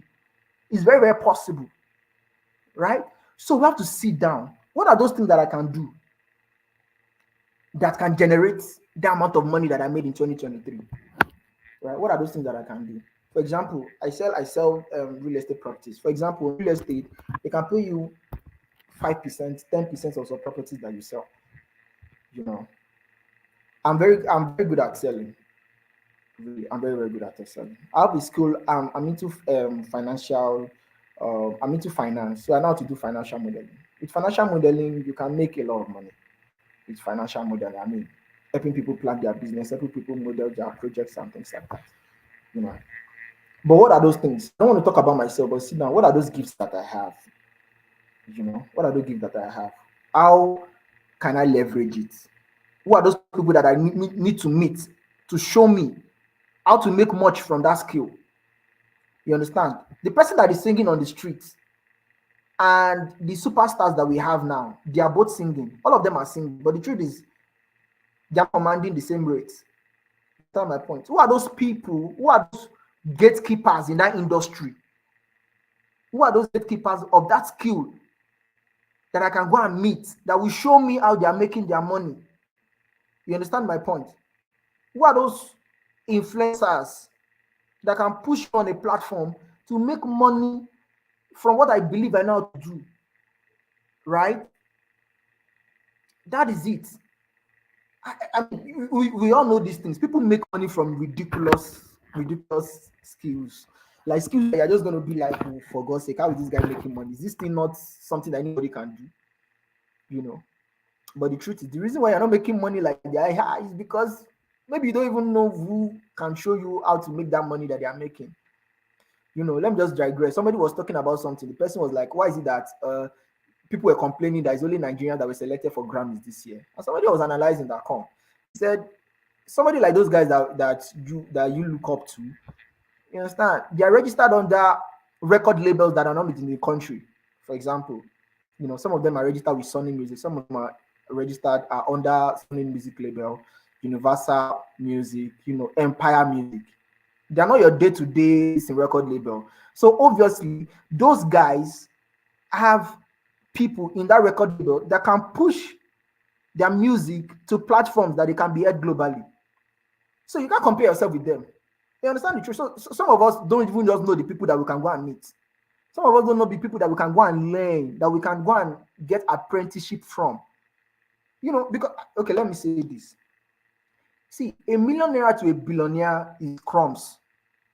Imagine you're working with a billionaire and the person gives you a millionaire. He won't shake him. It won't move him. A millionaire is not going to shake a billionaire.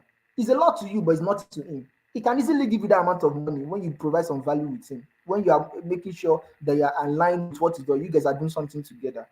You understand my point? You can work with somebody and the person just going to introduce you to somebody. I didn't get the point. So those are some of the things. This I'm just giving a round idea, but this is something that should be done personally, introspectively. What do I know how to do? How can I maximize it? How can I make use of it? How can I use it to multiply my income? But I know for sure that it's going to be your skill. But the truth is, I don't know your skill. You have to talk up what your skill is, and use it, and work on it to be able to do that. I know it's very very possible. You might not make that same amount in a day. You might make it in 6 months, but it's better than making it in 12 months. You might not make that amount in 6 months. You might make it in 9 months, but it's better to make that amount in 9 months than 12 months. You understand my point? So it doesn't necessarily have to be that you are going to make that money instantly in a day, but you understand what I'm trying to say. If you can make that money in a day, it's there's possibility that you can make it another day in the year. That means that your money has doubled.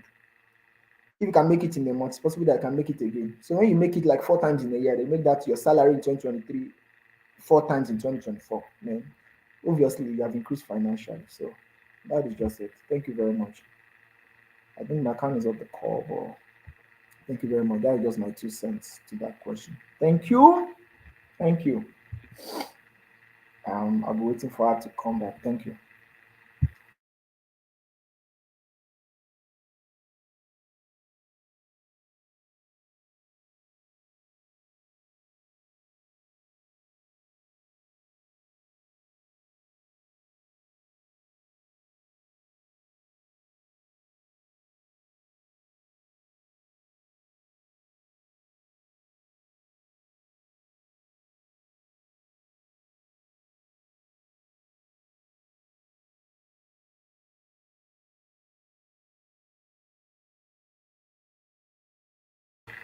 Sorry, please, if there are other questions that anyone wants to ask, please you can please send it up and chat it up while we wait for MacAnne. I think she's having issues with her network. Yes, if there are still questions that anyone would like to ask. Thank you very much. I'll be expecting it. Thank you.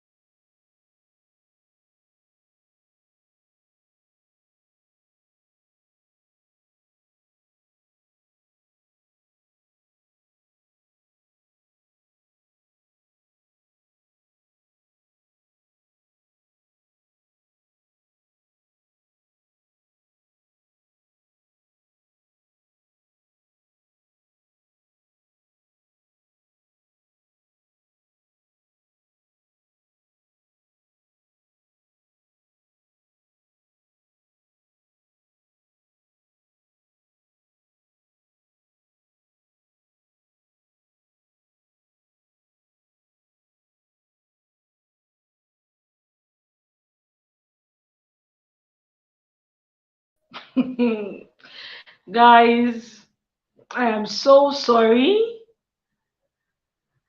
I cannot explain what just happened. I don't know if you can hear me. Sorry, guys. Hello, Bumi. I can hear you. Okay. I'm so sorry. I can't explain. See my devices. Everything just tripped. This one connected. The browser refused to allow me talk or speak. I don't know what happened. I'm using another device. My laptop tripped. But I'm so sorry. But I'm sure that I'm just happy that Bumi was on standby. Imagine if I was speaking and then it just went off. There was nobody to keep up the communication. So I'm sorry, and I'm sure Bumi has shared a lot. It was just that he couldn't get feedback. So I can see your feedback. So please, can we appreciate Bumi? Can we appreciate Bumi? I can see some of the comments have something in your hands. I can see in the silences. Thank you for the explanation. Thank you for the insight. Thank you so much for me. I know you've said a lot while I was away, but everyone, I needed to take action. It's so important. And like you said, you cannot get the whole nugget in a free webinar. Invest in coaches, invest in mentorship, belong to a network. I have a coaching program that I'll be launching again this year. I've trained over 50 persons on it, and I can tell you almost everyone who has gone through that program from 2020 to 2022, I've seen their life transform in different ways. I think 2021, 2020 to 2023, I didn't launch it again, but I expect it to come out this year. So it's a paid coaching program. Get ready for it. If you need clarity session, and I can't share my slide, my laptop went off. I'll be opening up clarity sessions where you can have a clarity session. We talk about that. But I want you to know that your purpose and finance is so important. And like Bumi mentioned, everyone has a capital. I always say God has given you a talent. Your talent is your capital. And you need to work on that talent to develop it to become a skill. It is that skill that you can now sell to people and people can pay in exchange for your services. And just start. Okay, have good network of people you can always reach out to tell, oh, I need you to. If you're starting your personal development journey and you have never earned before, I can tell you, I started my personal development journey without a dime. I was not in that period where I was in school where we had product and services that, oh, they were saying digital products. No, then it was not so popular. I was like, immediately I graduated from school, that was where everywhere, digital product, this one, I felt like I was lost. But how did I start? I know Bumi must have shared that, but I know that I discovered speaking was my strong point, and I said, how do I monetize my speaking? Mastering event as an MC was one way I could monetize that. But then there was a training I had to go for, but I couldn't afford to pay it because I saw a mentor. What did I do? I reached out to the network I had for ladies. You have guys who are always chiking you, who always like you, they want to take you out. I can tell you that you can turn those admirers and chikers into people that can invest in your personal development. I know I was serving at that point. I was earning 19.8. I was learning photography. I was going to work in NTA. There was no pay. There was no extra some income at that point. I had already paid for photography. So there was this guy who was striking me.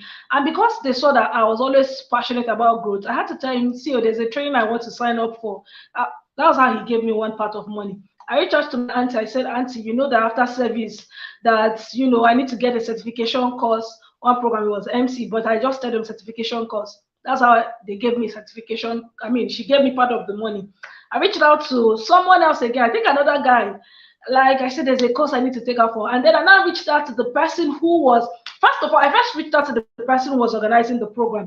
This was 4 times my Alawi money. The training was almost 4 times my Alawi money. So I reached out, I said, Ma, I am interested in this training. I want to be a part of this training. And she told me the amount. I said, Ma, I'm a copper. I don't have up to that much. She told me, how much can you raise? Even at the point of how much can I raise, I did not have anything. But by faith, I thought that I can raise half of the money. I did not have half of the money. She was like, okay, go ahead and pay half of the money. Half of the money was still like 2 times of my Alawi. And that was when I now reached out and I started calling. Who can you call in your network? So make sure that you have built yourself as someone who is credit worthy, that people can easily say, oh, I think this person has so much she's going to. Let me support her. So if you're saying starting and you don't have money, your money is not the excuse, it's that drive. it was the drive that made me. I reached out to the coach and I said, I want to sign up, even though without having the money. And she said, this is the amount. I said, I did not have the money. She said, how much can you raise? I said I was going to raise half of the money, but I did not still have the money. The next thing I did was, who were the people in my circle? I reached out to the people in my circle, both the guys striking me, both my auntie who was an SA. But so with that, I gathered money from different places. I got the money. I paid for that coaching program as an MC. I got my certificate as an MC. Yet I did not still have money.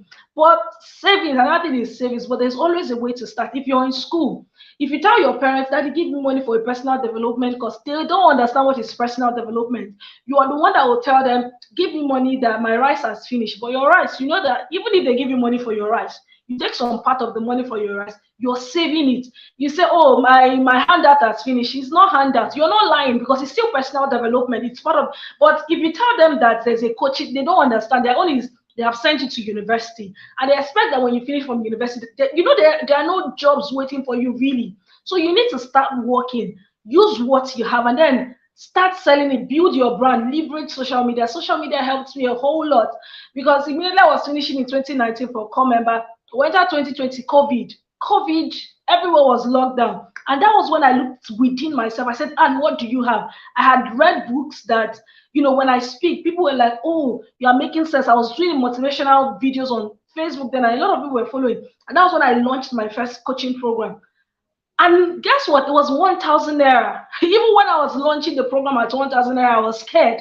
But I ended up training. 30 people signed up. I think about 30 people or 25 people signed up for that. And that's how I got the money from there. I was able to buy data. I was teaching them. I created my course. I recorded it audio. Oh my God. Guys, you always have something to start with. It is not what you don't have that is limiting you. It is what you have that you don't know how to use, that you have not learned how to put it to use. And I'm saying to you, look within yourself. There is something you have. Develop it. If you have to serve somebody, if you have to get a job, go and get the job. If you have to clean, clean. If you have to hawk, and make sure you're doing it with dignity, because your purpose needs finances. It's important. And God has given you those talents, those abilities as capital for that purpose He's sending you for. Remember, He has created for that. He has created that purpose before you were formed. And He has put in those abilities, those giftings, those resources in you, because He knows that when you harness those resources, when you develop that talent and develop them into products and sell it to people, you can get money to push your purpose. Guys, this is that year where you get back and work. Start wherever you are. Okay, don't wait till you have everything to start. I'm just going to read out some of the points I wrote down about starting, and then we'll take the last word from Bomi, and then we'll close. I said it is okay to start afraid, so embrace fear. It is okay to start afraid. Fear is a feeling. Fear is a feeling, but it is. Somebody said fear is false evidence appearing real. Sometimes you may ask, what if? Have you asked yourself, what if you succeed? What if there are lives that are waiting on those inventions, those ideas that you have to create for them to survive? Okay, so it is okay to start afraid. I also said it is okay to start small. Everything you see big today once started small. So it is okay to start small. And there was something I was speaking within the week to somebody. I was speaking on how to build a global brand. And I said something that start rehearsing with when you don't have audience. So I use those people to prepare for when you have audience. There's a way I wrote it down, but I can't find it now. But I'm just saying it's okay to start small. Okay, so start with what you have and then it grows. Don't look down on what you have and say, this is too small, that there are 2 people listening to me, or there's nobody watching me. Keep creating those content. As you're doing it, you're getting better in obscurity, so that when the limelight shines on you, you have now developed so well that you can give value. And I said, it is okay to fail at your first attempt. So never be afraid of failure. It is okay to fail at your first attempt, but failure is not a destination. Failure is just a feedback. Take it as a feedback and try again. Okay, the electricity we're enjoying today, the person who finally tried 99 times, well, he said he did not see those 99 as failures, but he just found 99 other ways to make electricity work. Okay, And I said something. It is okay to have naysayers and doubters. People will doubt you at the first time. They will doubt you. They will not even understand your vision. They will not even understand your drive. But guys, still start. They are entitled to their opinion, but you have to define what you're saying to yourself. And that's why you need to have affirmations. Have affirmations. What are your anchors? Do you have the word of God? Do you have mentors? Do you have a circle that affirms you and say, keep it up? You may not look like where you're going to at this point in time, but as long as you have a vision of where you're going to, you're building. Okay, so people will doubt you and you will have naysayers, but continue. And I said something again. It is okay not to have it all figured out. You may not know what the next step would be. It is okay not to have it all figured out. Guys, when I started the Hangout with MacAnne, do you know that it was this year for the first time that I was able to articulate the vision? But I just knew that I wanted to gather people. This is the 6th edition. So in the first edition, second, third, fourth, fifth, I did not have a mentor, but I could not articulate the vision until when I was launching the 6th edition. Then the Holy Spirit brought to my eyes. I looked at the theme for the 4th edition. The theme for the 4th edition was purpose, passion, profit. And he said to me, you are building a community of individuals driven by purpose, passionate about impact and profiting in all areas of their life. I was like, Jesus. I said, wow. So I started this thing 4 or 5 years ago. I was not able to articulate the vision, but until this 6th edition. And the day it dropped in my spirit, I wrote it down. And I said, the Hangout with MacAnne is building a community of individuals driven by purpose, passionate about impact, and profiting in all areas of life, because profiting is important. I'm happy that we talked about finances today. So it is okay not to have it all figured out. You don't even know. Clarity is a journey. For people who have taken my clarity course, I always say clarity is a journey. Take that one step. And there's something they say, ABC, action begets clarity. When you take that one step, then it becomes clearer. And I said something. The unfortunate thing is that success in life is a product of being deliberate. And being deliberate is the state that can only be achieved by thinking. In other words, one major difference among men is the way we think. So that means you need to change your mindset. If you're going to start, change your mindset. Gather information. Your thought is enhanced by the quality of information. So the information you have is like a data that allows your mind to think. So begin to journal. Have journals for different areas of your life. And then I said, before you start, gather information. Ask questions. Your capacity to think is limited to the level of information you have to think with.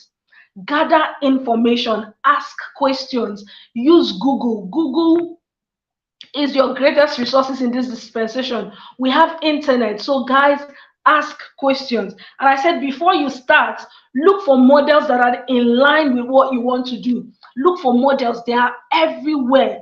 Look for models. In my final year, I thought I was the only female MC in the world, because before I started anchoring event, I had never seen a female MC. So it was strange. But when I went online, I searched female MCs, how to anchor events, and that's how my mentor popped up. And I said, Joyce Daniels is an MC. I followed her on all social media. I looked at her videos. I watched all her YouTube videos. I bought her book. When she was putting out a coaching program, even without having money, I paid for it. So look out for models. I know there are times where you may be the forerunner. There are times you may be the forerunner. That's where you need the courage to start. But then look out for models. And I said, look out for the books, courses, podcasts, and videos. And I said, before you start, write down your desires. It's important to write down your desires. If everything were to be possible, what kind of life would you want to live? And then I said, your mindset must change before you can experience a change. Changing your mind must therefore be deliberate. And finally, I said, before you start, discover your habitat. Start from your natural habitat. Before you start, discover your habitat. Your habitat is that gifting you're passionate about. That thing that they said, no matter the amount of swimming classes a lion take, he can never be so good in swimming. So Bumi also said something. He said, focus on improving your strength and not your weakness. So I want to encourage you. It's okay to start afraid. It's okay not to have it all figured out, but start with the end in mind.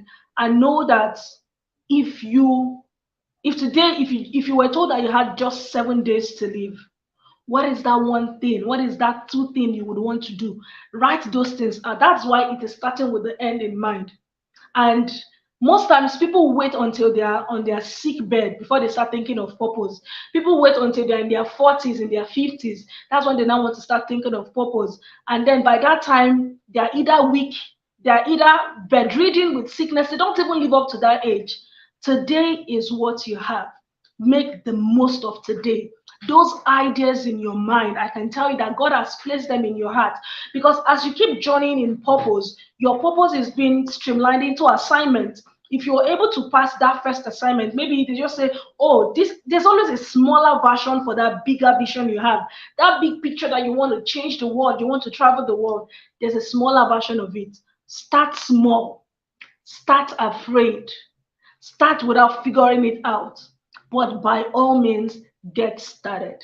Thank you very much for joining us for the sixth edition of the Hangout with MacAnne. Bumi, I don't know if you have a final word. Please, let's share and then we would, close for today. Yeah, you said it all. You said it all. You said it all. Thank you very much. You said it all. So all I'll just add is 2024. Just do everything that you've heard. Just do it. Just do it. Okay. Thank you. Okay, everyone. So thank you so much. If you're not yet in the community, you don't belong to there's a community, there's a WhatsApp group. As long as you signed up for this course, for this hangout, we'll send you a mail. You can go back to watch the recording. If you know that you want a clarity session, I wanted to share up the flyer. There's a discount. There's a 50% discount for everyone who attended the hangout with MacAnne. I'll share the flyer in the community. I'll share it to your mail. Click on it, sign up for the clarity session. I would have that time with you. We can streamline your goal. There's also an accountability session coming out if you want me to work with you as an accountability partner. And then we have a group coaching coming up. I can tell you that we'll still be bringing back me for that coaching program where we're fashioning together. Anyone that has worked with me, if you know that you're passionate about personal development, one of the courses you need to get started is with my course, Personal Development Online Bootcamp. We're putting in restructuring, and I'm sure that it is a community. You want to hang around people who are, doing the same thing, who are going in the same direction as you. So watch out for the books. I have a free book that is coming out by next month. I'm putting myself out because I was with my coach today, mentor DDK, since 9 a.m. till 5:30 p.m. It was a long. She said, one way of accountability is just say it. Print the flyer. Even if so, I'm saying it, there's a free book coming out next month. So watch out for it. You'll get the free book. And then watch out for my coaching program, the group coaching program by the second quarter of the month. And most importantly, if you want a clarity session, book for it immediately after the session ends. And let's go together. If you have any other question, please, you can send me via DM or send in the WhatsApp community. I have a weekly video that comes out called Ask MacAnne series. You can send a mail to askmacanne@gmail.com. Yes, I'll put the banner askmacanne@gmail.com. I'll answer those questions. I'd answer the question by the video, and then in the community too, I would also answer your question. Thank you so much once again, Ask MacAnne. So send the mail if you have a question. I just want to put it on the screen.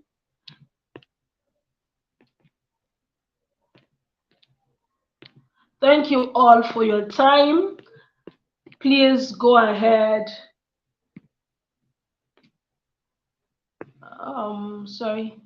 Go ahead and take action. So let me know what stood out for you from today's session. So that's the email address showing on the screen. It is askmacanne@gmail.com. I don't know if you can see it yet. So yes, askmacanne@gmail.com. Thank you so much, everyone. Catch the replay. Drop your comment of what stood out for you. Send me an email. Drop your chat in the WhatsApp group. If you're not in the WhatsApp group, type in the comment section, and then I will send you the link. Thank you so much, Bumi, for your time. I can't thank you enough. Thank you for standing in when the network decided to throw me out and my phone and everything decided not to work together. But one thing I know is that all things work together for good to them that love God and to them that are called to the purpose. Remember, you are called for a purpose, and your purpose was designed before you were born. All you have to do is embrace your purpose step by step. You may not have it all figured out, but when that idea comes, when there's a prompting in your heart, there's something bothering you, take action. When you take action on the first one, the next step becomes clearer. All right. Thank you so much, everyone, once again. Bye, and have a great and a phenomenal 2024.